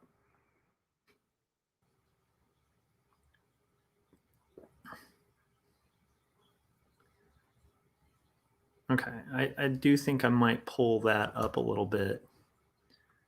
So let's see if I can use this again. Okay, there we go.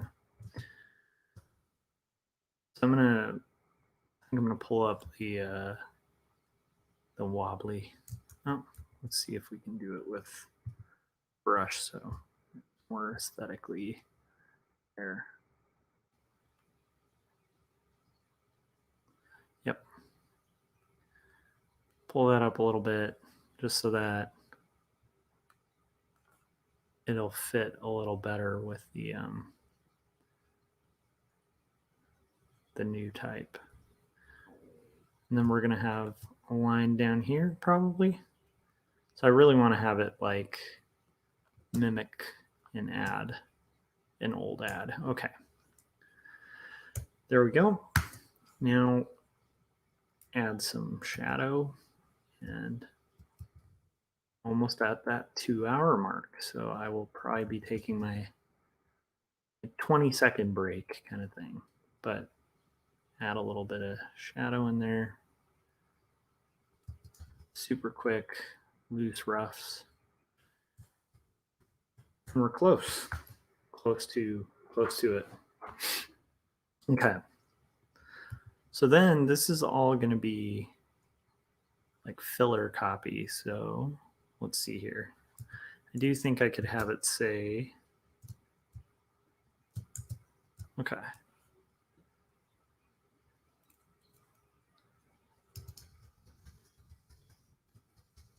Okay, here it's going to say, okay, those are big headers. So it's still going to be like here.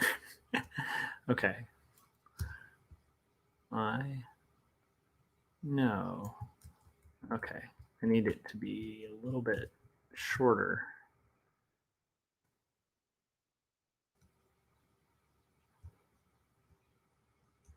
Okay, let's do this. Kind of doing a little aims. I know. Get a bit bigger brush. Okay, I know. So what are, I don't know, Crimson, if you're still there, but how are your comics going, man? I hope they're coming along good. Let's see. This is, it's not much.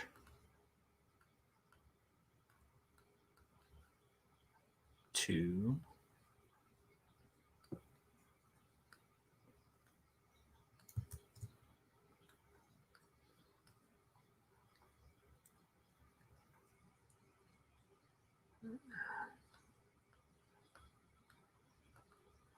but can you imagine if there were an actual ad that said like, I know it's not much to look at, but but look at that. That looks awesome. I'm really digging this rough layout. It's going to be a lot of fun. And then this is going to be body copy, where I'm guessing what I'm going to do, and I may not need much more than sort of, it's going to end up having a line here. It's coming along good, and you're planning on having something out by the end of the year. That's really exciting, man. Yeah, it's a mix too, because I was just saying at the top of this too that I've gotten in this kind of juggling act where I'm working on the second thing and the first thing's out. And I like dropped the ball on press releases this weekend. So I'm going to try to kind of power through like my 100 days and what I need to do, within the next,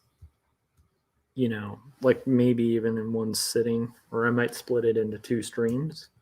I don't know. It might be fun to have just like an ultra long one, but for tonight, so that tomorrow I can hopefully, like if I can get today, which is actually now tomorrow, the work I needed to get done yesterday done, and then on top of that get the page for tomorrow done early, and I literally have the day to kind of try to catch up on press releases, because that's that whole kind of dark side to to book releases that I think we all aren't as fond of as like the making of it. Why was I mentioning that? I have no idea.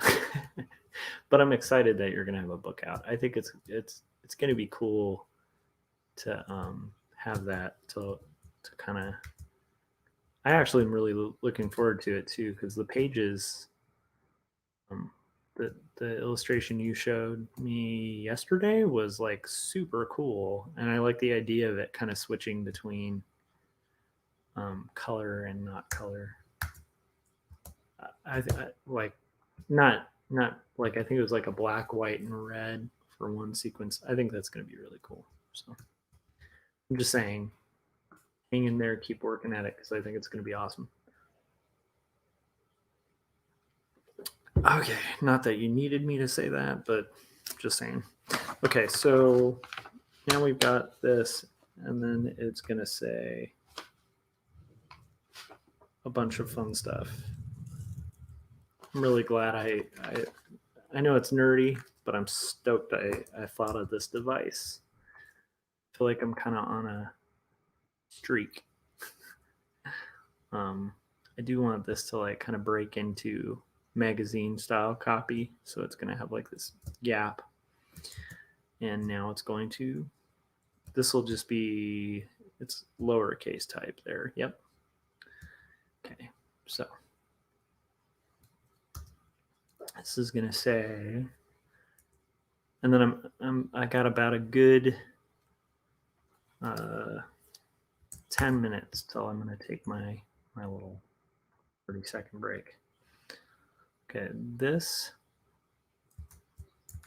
is all going to be like just lowercase type, upper and lowercase. This was the main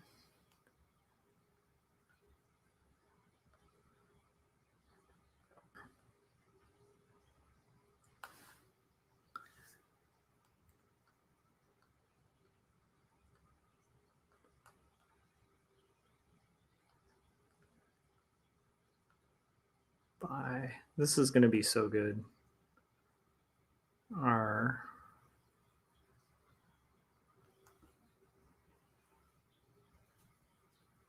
want this to be justified like it was on those old ads. So that might take a little bit of noodling just to kind of comp out, so I know.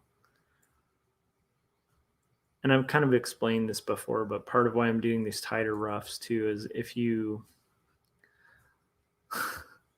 sort of like loosely guess where your type is going to go in a thumbnail, you can end up in this disastrous position. I just noticed that. I should have erased that before. You can end up in this disastrous position where you haven't allotted enough space for type. And obviously there's always alterations because my type's going to vary a little bit on a thumbnail, but blocking in your type.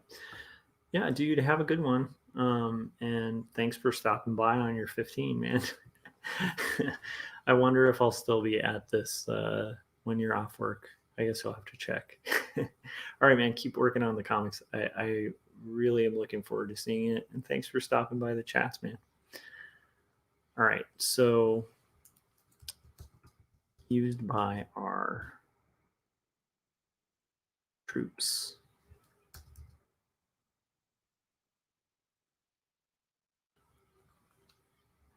In World War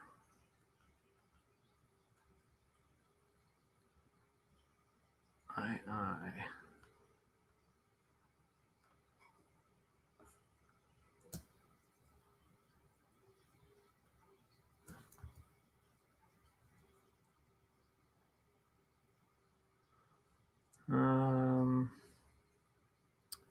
I'm gonna need to scoot this over. So yeah, I'm pretty stoked about this device. I think this will be good. La la la la la. Yep, that'll work. was the main weapon used by our troops. And then this needs to be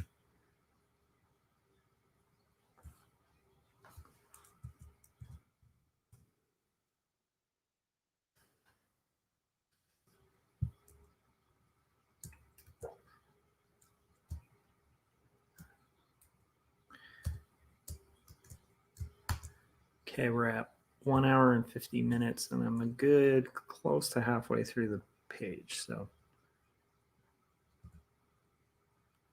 and could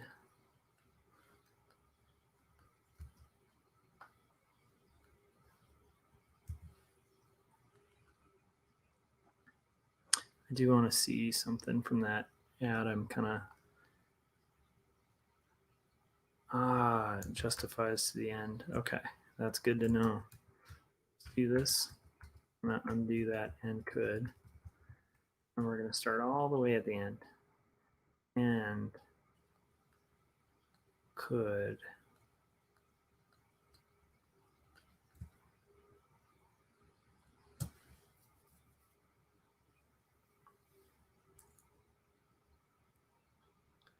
oh,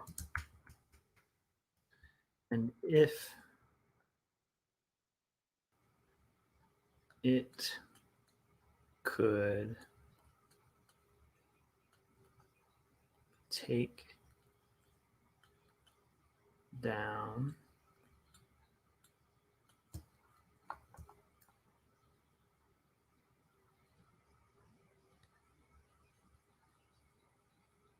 a bunch of Nazis,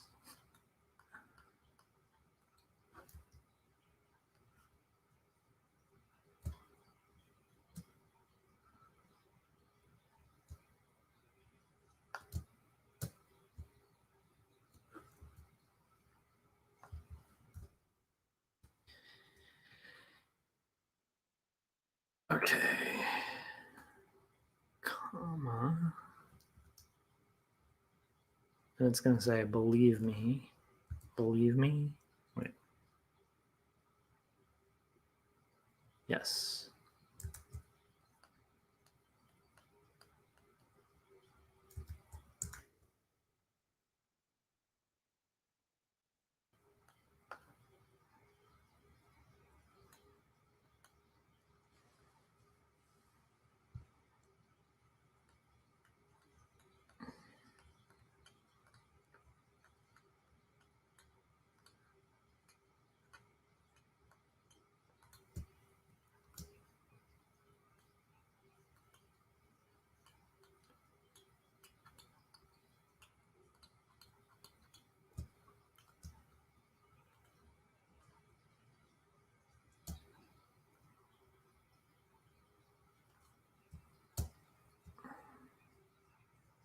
All right, so we're at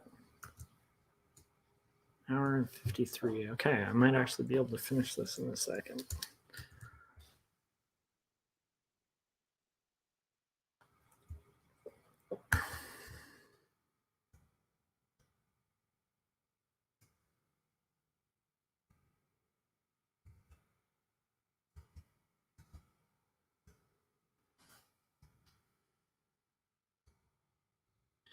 I want this gap to be just a little bit wider so it's clear that it's a gap. Okay, there we go. And it's going to say, oh, come on. I'm not sure if I have like a stuck key or something, but for some reason, my, okay, here we go. So it's going to say neighbor, NEIGHBOR, and then we're going to have it say this other stuff.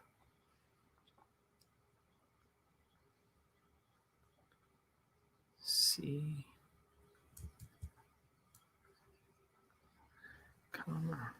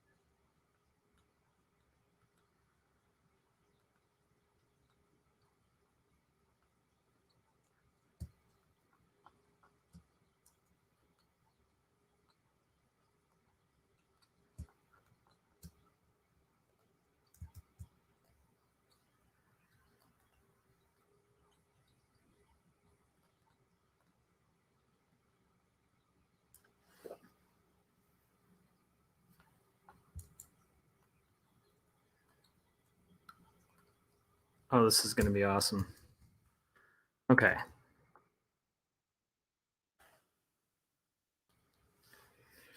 So it's reading. That looks awesome. It's looking like a vintage ad. So it says this was the main weapon used by our troops in World War II, and if it could take down a bunch of Nazis, believe me, it can take down one difficult neighbor. You see, I can't just loan you a gun. It's illegal for me to do, but what I can do is dot dot dot, and then it's going to get into more kind of vintage type.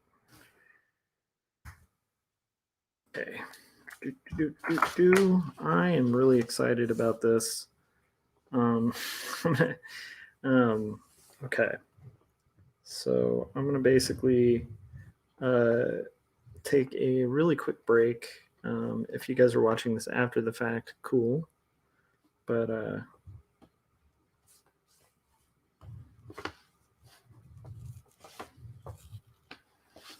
okay. We've gotten some progress done. Almost done with the page. I have noticed these usually clock in at about 3 hours, but it's well worth it. So I'm going to go get a refill of coffee. I'll be right back.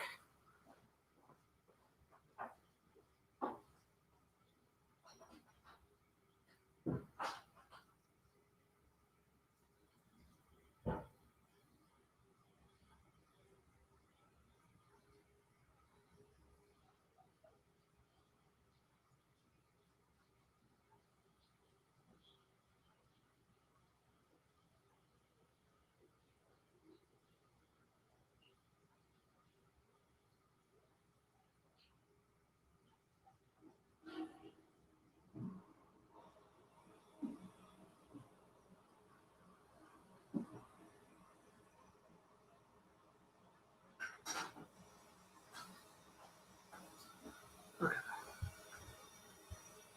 Here's this.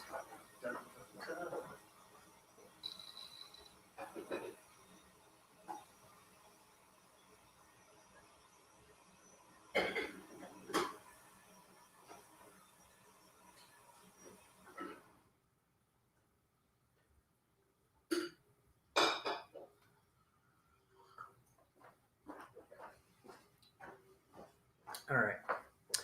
And 1 second.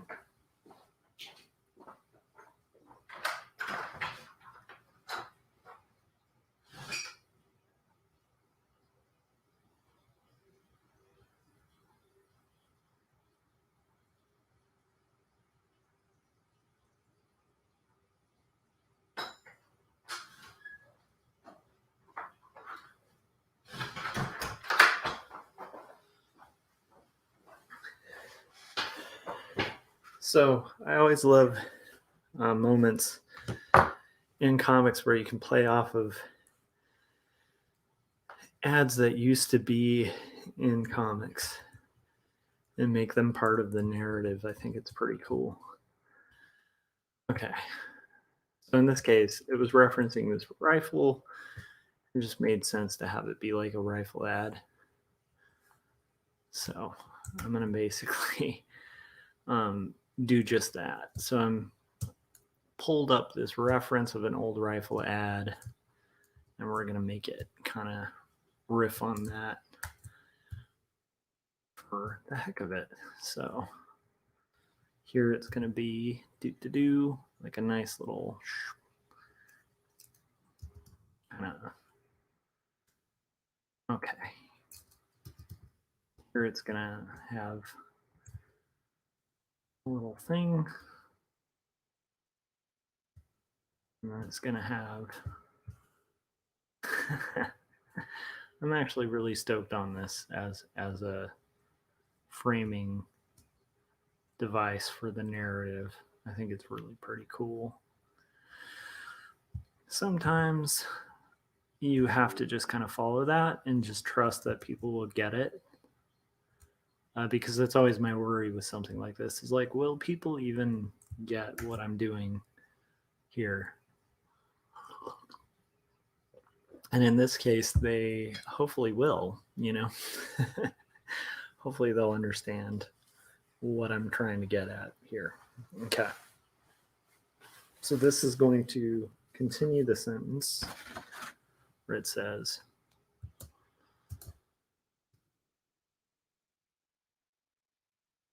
this will be a little bit thinner. This is just a rough layout, and I'll lay this all out on Illustrator, and then eventually all the panel borders. Sell it.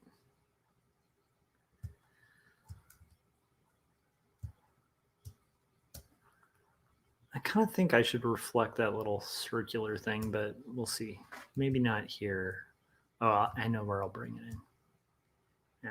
As. Oh, sell you. Should say sell you. Sell you an antique.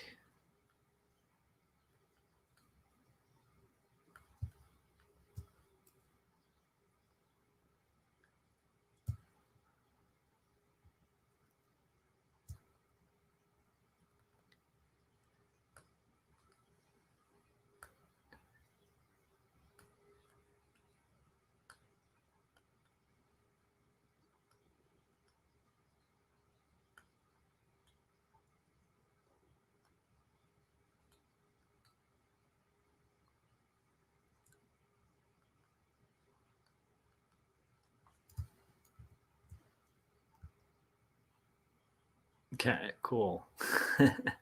Just getting rid of these little lettering guides. Obviously, this is just a thumbnail, but I do think we're getting there. How's it looking? Mm-hmm. That definitely looks like a weird gun ad from like the 50s. What a fun way to, I don't know. I'm excited about that solution. I think like the funnest thing about graphic design is having these weird little conundrums where you're like, how do I make this interesting? Or how do I spice this up a bit? I also want to bring the narrative in it. So it's basically going to be, I think the stock kind of, there we go. And then this will be, so one of the funnest things about graphic design and illustration is like these moments of like trying to kind of come up with intelligent solutions that are not the obvious.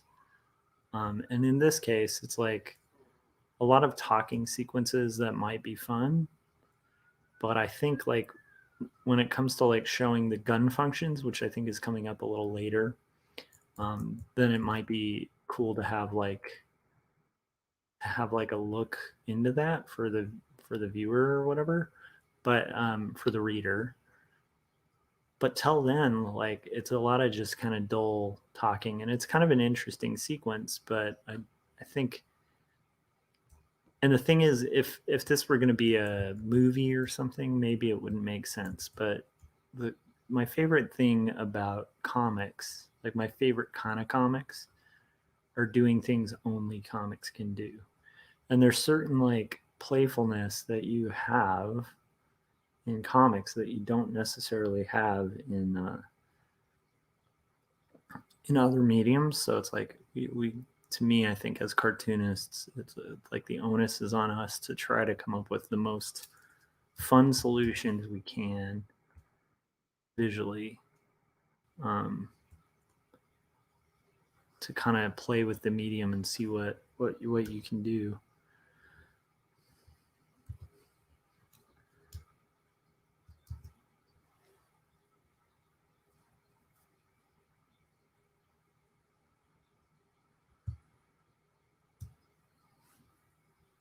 And of course, anybody who's like a gun nut or whatever might know that this is not necessarily accurate.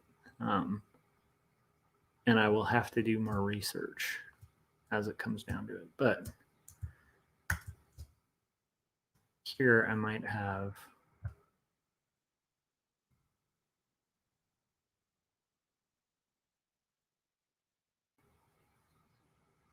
okay, so I'm kind of working this out, getting very close to finishing this page, which is really exciting because I'm hoping to get 2 pages done.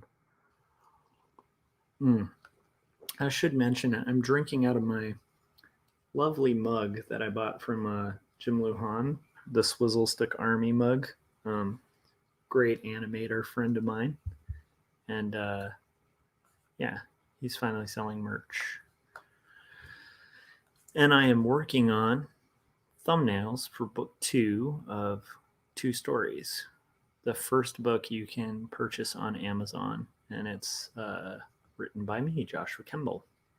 If you're not in the US, you can also pick up a copy, and I'd recommend go to Marcosia's website to kind of find all the different links for that. Look under 2 stories, or you can just go to joshuakemble.com and there should be like links and fun things in there. Okay.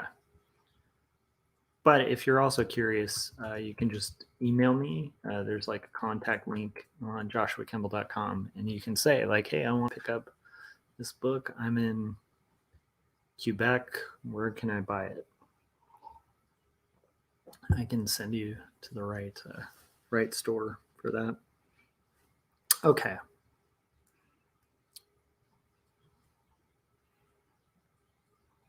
Oh, this is going to be great. Okay.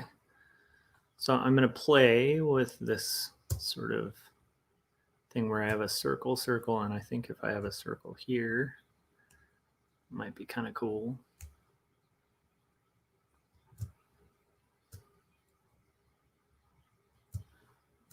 Although I might need the circle to be here just so that it reads. Okay.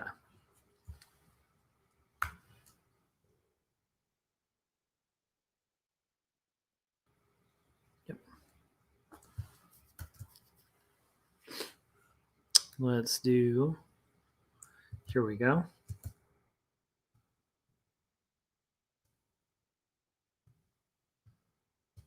Oh, perfect. This is going to work really well.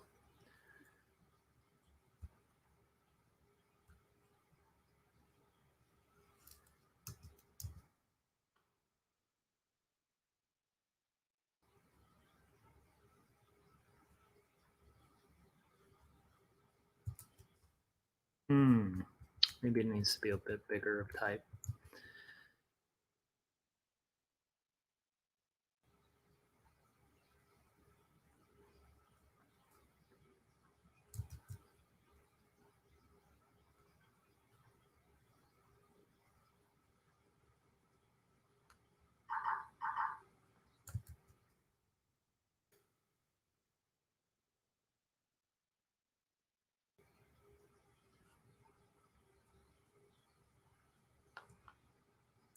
It's going to be here.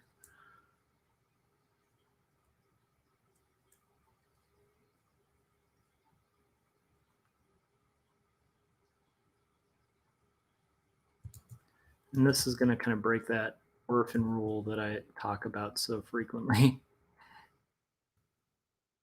um,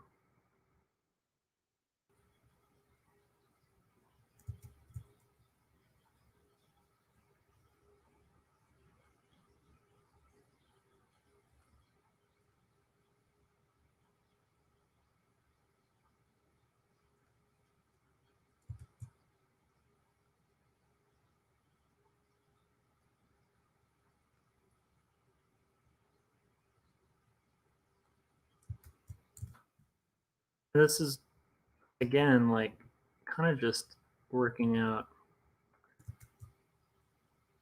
a rough idea. And then I'll obviously do tighter type later on, but it's like this at least gives me a map to kind of work from, and honestly will save me a ton of time because the next stage of working on this book is going to be kind of mapping out um,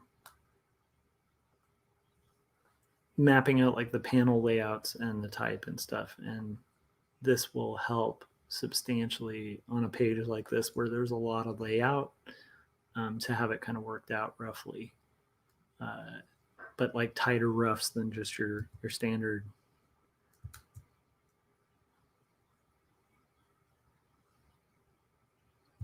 Oh, better idea. Let's do this. So because I'm mimicking an ad, so we're going to have a little price tag here.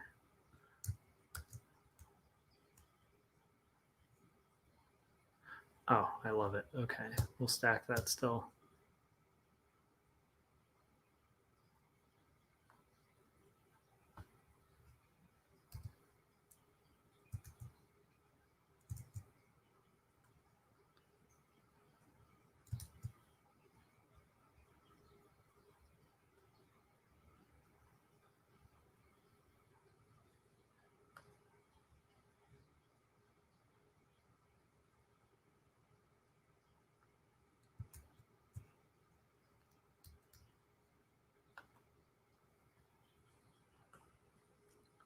And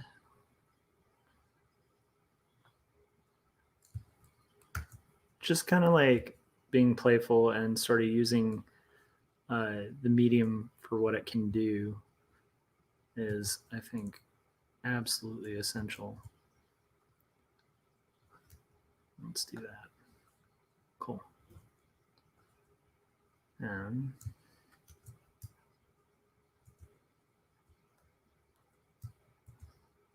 okay.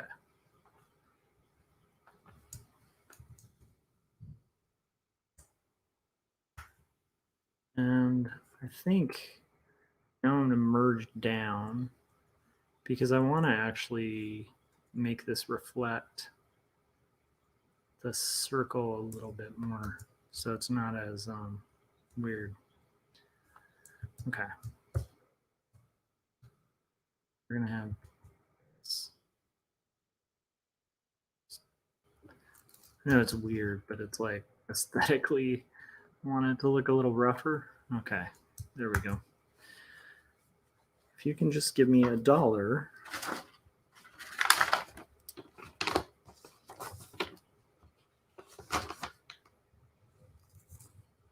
That's what it says here. And then it's going to say, and this was a literal conversation, which is fascinating.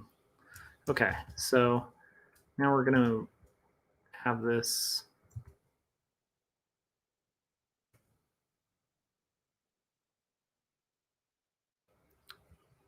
Okay.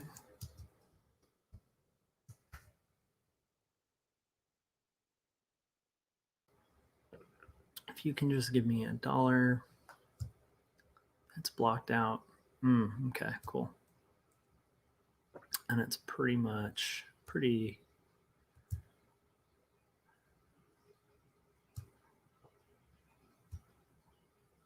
Okay. Mm-hmm. Mm-hmm. Mm-hmm. Okay, if you can just give me $1, we'll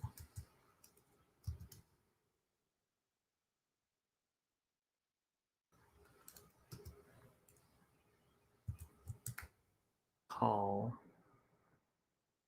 this a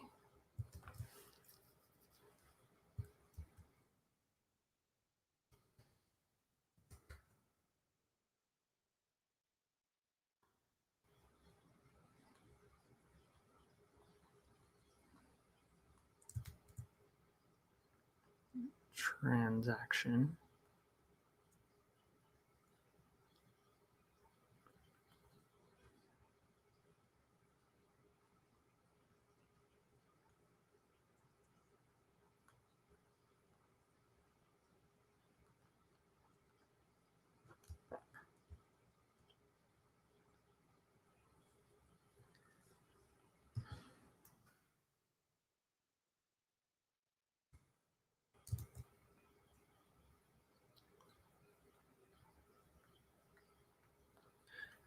It's funny, I'm not even sure if this was legal at the time, but it's interesting because I think it is, and there's all these loopholes with gun ownership, and I thought that was so strange that you can just kind of like trade somebody $1 and have a legal firearm with like some loophole because it's an antique. Very strange. I think there's a lot of loopholes like that. But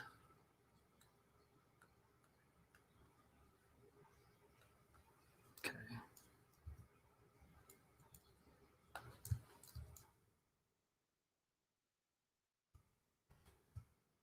I have to say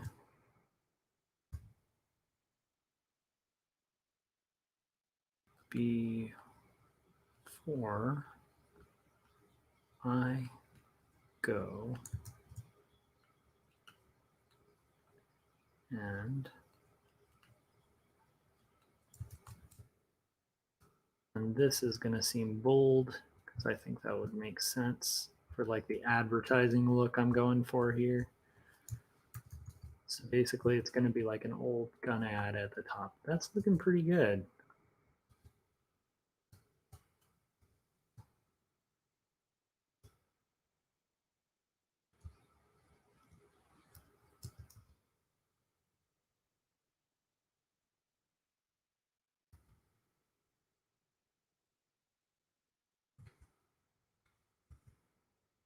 This will be all caps.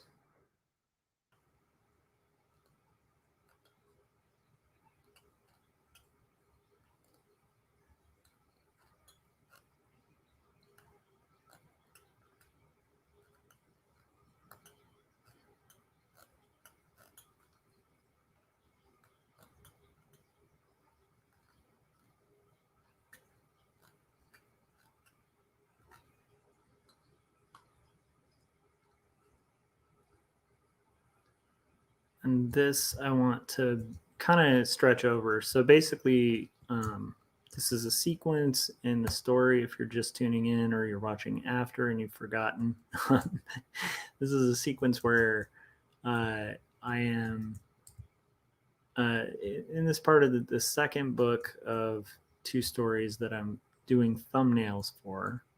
And I was trying to come up with a device because it's basically like a conversation at an apartment where we are obtaining a gun and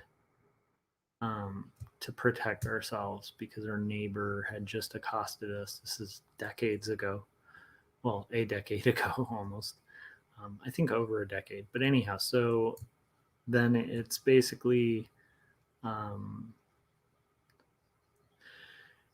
going through this whole sequence of events and how this kind of panned out and went down. So I am going to, but as I realize, like it's going to be this conversation about the lending of this collectible firearm, like an older gun, because of this like loophole. And I was realizing like, oh, this would be a cool framing device to have it be a vintage gun ad. So like our play on that. And then it turns out there was actually an old vintage ad for this era of guns. So it's like multiple callbacks within callbacks because it gets to have an ad that's very similar to the type of ad you'd see as a kid for like BB guns and stuff that would be in comic books. And it's an ad that it references an ad that literally was for this gun. And then it also, within the text of the ad, can advance the narrative in kind of a fun and interesting way. So that is where we're at. So it says,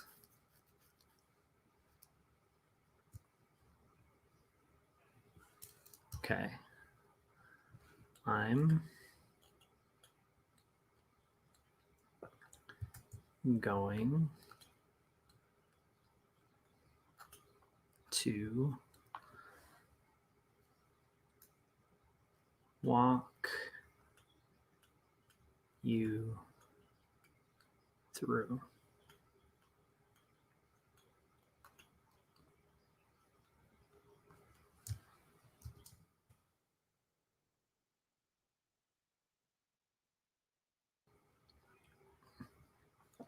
Okay, so there we go. And we just have that last panel to go.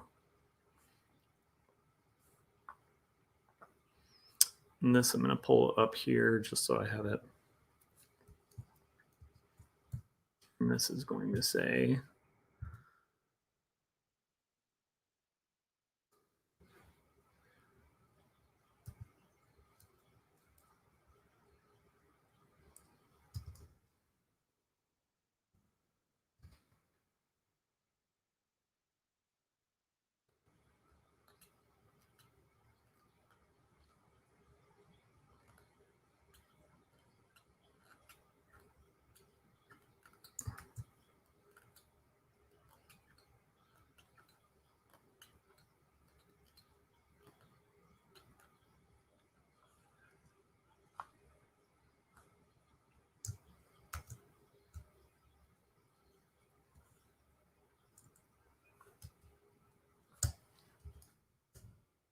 and then I'm going to look at how is this going.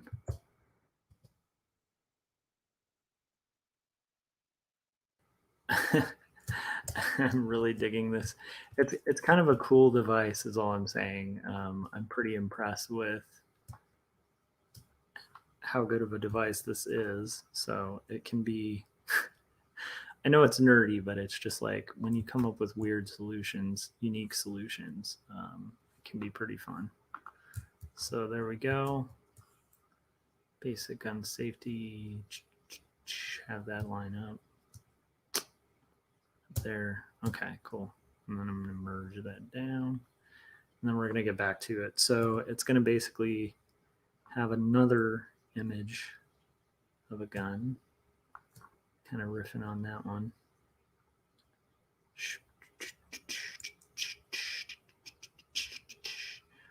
Let's just noodle it. Do. So, yeah, it's.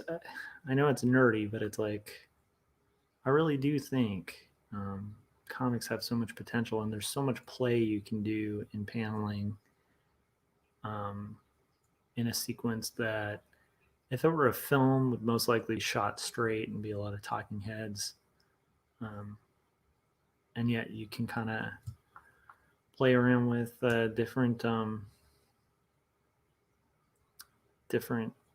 things, different like solutions and stuff. They're kind of fun. So, and that's going to be like this with.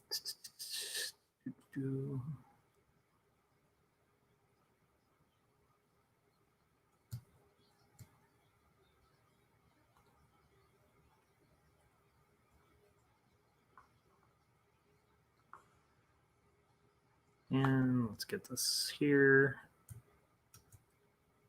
Let's stretch it.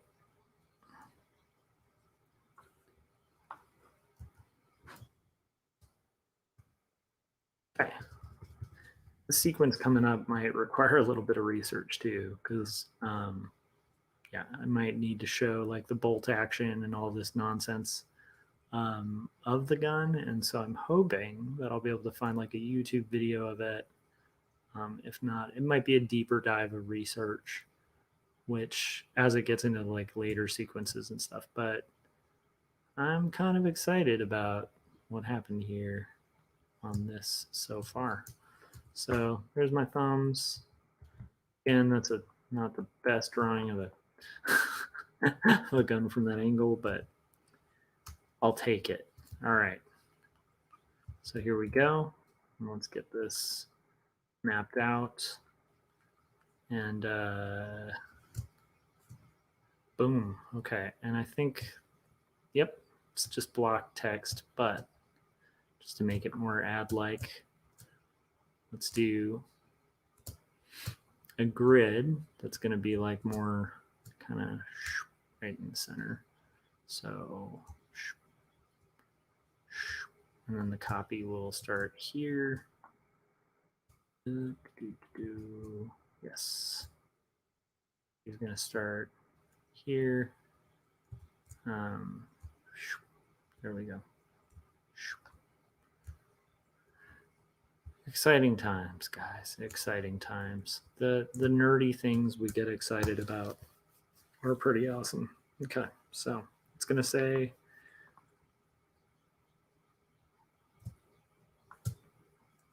four. This is going to be lowercase again. It might actually have an orphan because these ads often did. For this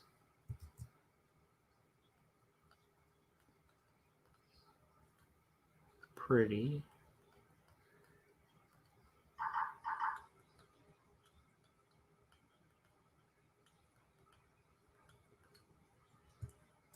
here.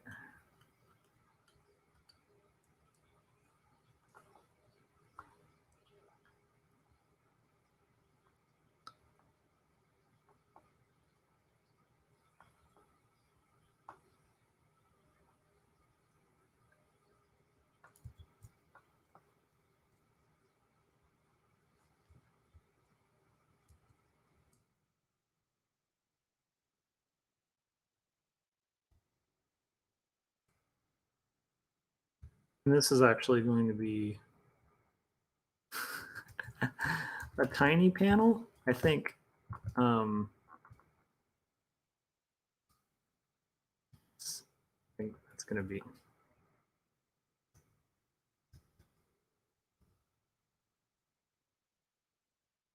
Okay, this is going to have a floating head. Just to kind of, once again, we're going to kind of bring it in here. So.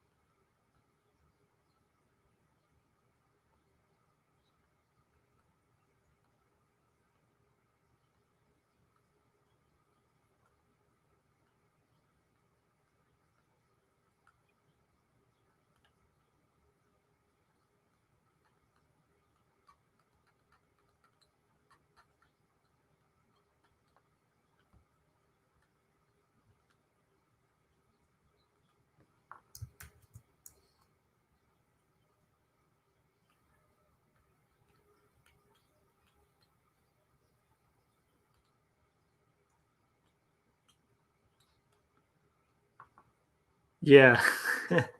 So Nick Bernstein's joining us and said you went full nocturnal. Totally, my schedule's totally screwed, man. Which is funny because I'm kind of on a somewhat average schedule. I usually would work at like 9, and then I'd be in bed by 4 hours ago. But um, things came up and whatnot. So this is a really weird page where I'm working on this gun sequence where it's like we're at a friend's apartment. We've been advised by cops to like borrow a gun, and, and so I call a friend, and then we're at his house, and his gun friend comes by and like loans us a gun, and he's explaining all this stuff. But I was realizing the gun that we were lent at the time, like there's these vintage ads that could work as like a cool framing device for the story. So the story is kind of continuing to happen within a vintage gun ad, um, which I think is a cool framing device, but it's also like probably a cool framing device that might be the product of being up like super late at night. But such are comics. I think some of the cooler ideas you come up with for comic books um, and paneling and stuff, you can get a little more creative if you're like super out of it and up like super late at night. But hopefully this is one of those and not just like some weird delusion late at night. Oh, nice. Thanks. Yeah, I thought it would be like kind of meta where it, I think we all grew up reading comics that had like BB gun ads and stuff in them. And then also, so it's got like dual usages where it can be like an ad that functions as story, and then also so it's like a throwback to old comics, but it's also a reference to the actual advertisements for these guns from like back in the day. Okay, so let's see here. And then this is going to be him again. I need to pull a little reference of that guy. Where are you, Troy? So this character's name is Troy. There we go. And I need that reference just to remember what he looks like. Do. Troy, there's your face. I'm gonna just make a little copy of that little head. Oh, copy it. And I'm just gonna use that over here while I kind of figure out what I'm gonna do. I'm trying to make it work, but we'll see.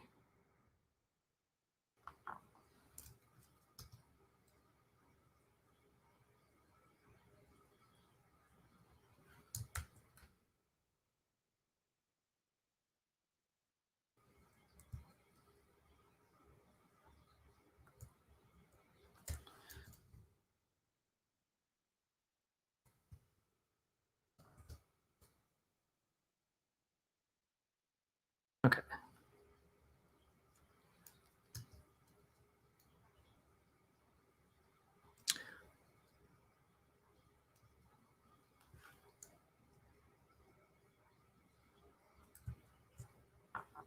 Okay. I'm gonna actually have this face kind of looking down. Um, yes, this is a continuation, and this is like a direct continuation. So this it's kind of weird, but I like stories that are somewhat nonlinear, like in the sense of um, these are all events that lead up to the events in the first book, and then it will continue. So it kind of continues.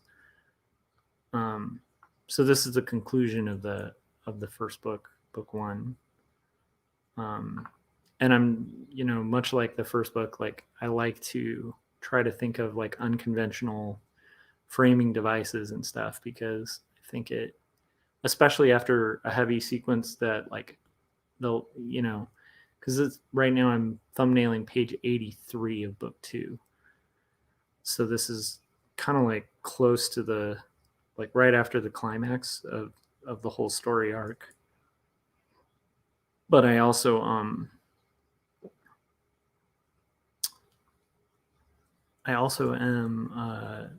trying to break it up and make it a little more fun right now in this sequence because it allows for a little more play than these really heavy sequences like that I just got through. Like right before this, you're going to see me get like brutally jumped, and then basically like subsequently after, um, a neighbor kidnapped me and try to kill me for a second.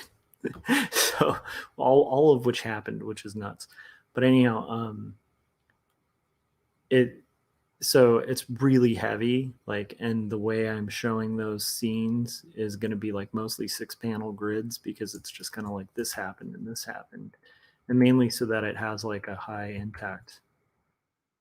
Um, but because of that, I'm trying to kind of break up and have a little fun at this point. Okay, that's what he would be doing. I was trying to think of like the mouth expression.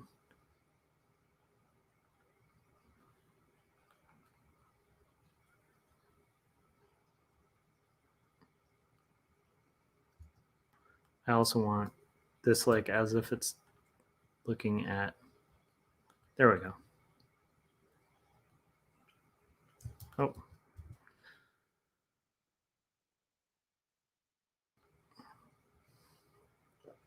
this will be dude's glasses. So anyhow, because of all that heaviness, it's like it's almost necessary at this point in the story to give people a break from the heaviness. I tried to do that in the first book too, where it deals with some really heavy topics and uh, like hard to navigate topics, and I think to break it up with those stories from like being a kid, even though they're, somewhat sad, like they're also kind of funny. And so I think that gives people like a break from like the very serious, heavy, real stuff of like, the, the first chapter and whatnot. So I'm trying to kind of give people, and that's something I think actually writers and artists should be conscious of, is like the tempo, and like, are we, like, if you're doing serious stuff, are you getting too serious? If you're doing humorous stuff, like, is there a point where you can make it like poignant, and like push it a little bit, give people a little bit of a roller coaster as opposed to just a one trick ride? And that's kind of what I'm trying to do, which I may not be succeeding at, but at least it'll kind of okay. I am really enjoying this though, because the other thing is that that would just be really fun. Like, I'm trying to think, in the final book, wouldn't that be a fun page to turn to? And you're like, wait a minute, an ad, and then you're like, wait, that's part of the story. The hell, that's awesome. So it's usually what I'm trying to kind of do. Okay, so then it's gonna say, then it'll continue.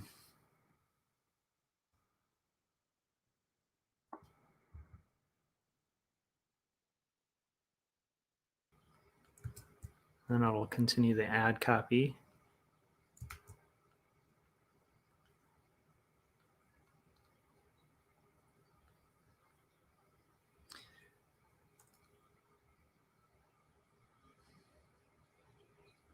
So you should be loud, and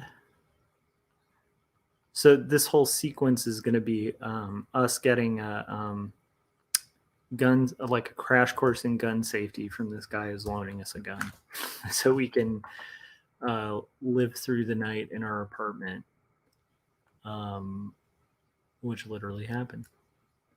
Good dude too, even though I'm not like a big gun person. Um, I'm not going to say he was a bad dude, but it's a little strange. This loophole's a little strange when you read it. Which you can check out on Instagram. I usually post these right after on Instagram because I know it's like jumping from panel to panel. You might be like, what does that say? You can actually check out all 82 thumbnails finished on Instagram, my Instagram, Joshua Kemble, and read the pages and stuff. What are you up to, Nick? What you doing up at these odd hours? Okay, wowed and cautious. Mm-hmm. When approaching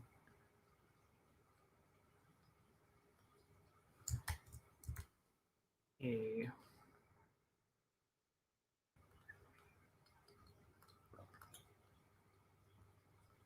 a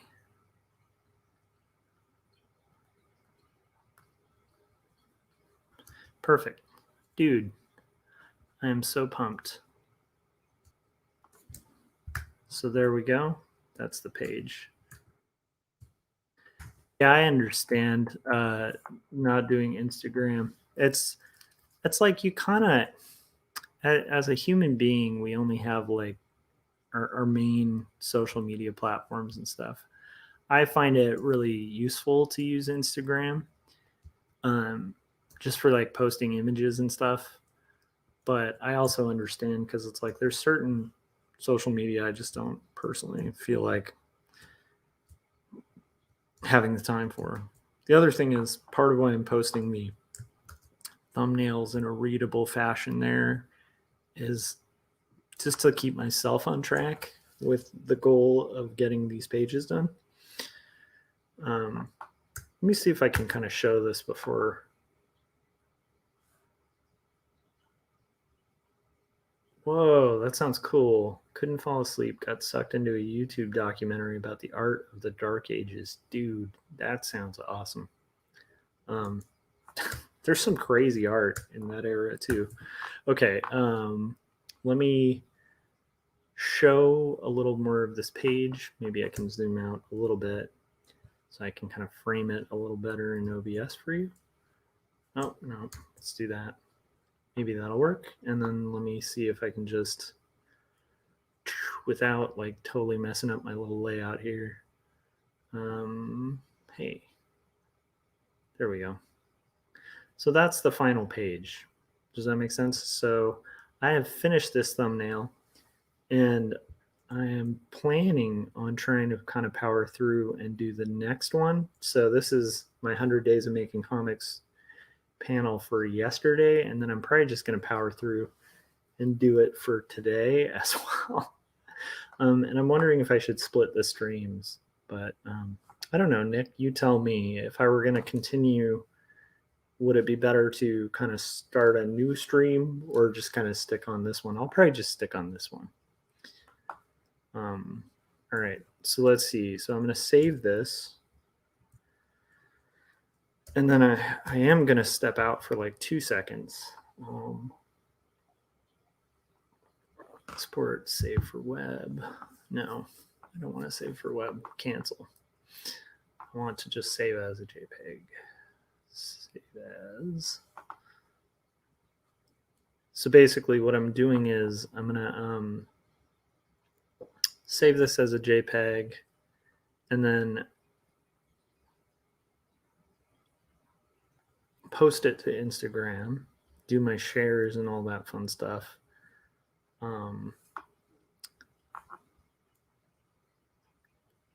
You know what, maybe I can post that later so it doesn't kind of interrupt the flow. Although, honestly, I should post it. Well, yeah, I'm going to have to I'm going to have to start a new stream. All right, well, so Nick, thanks for joining and checking this out.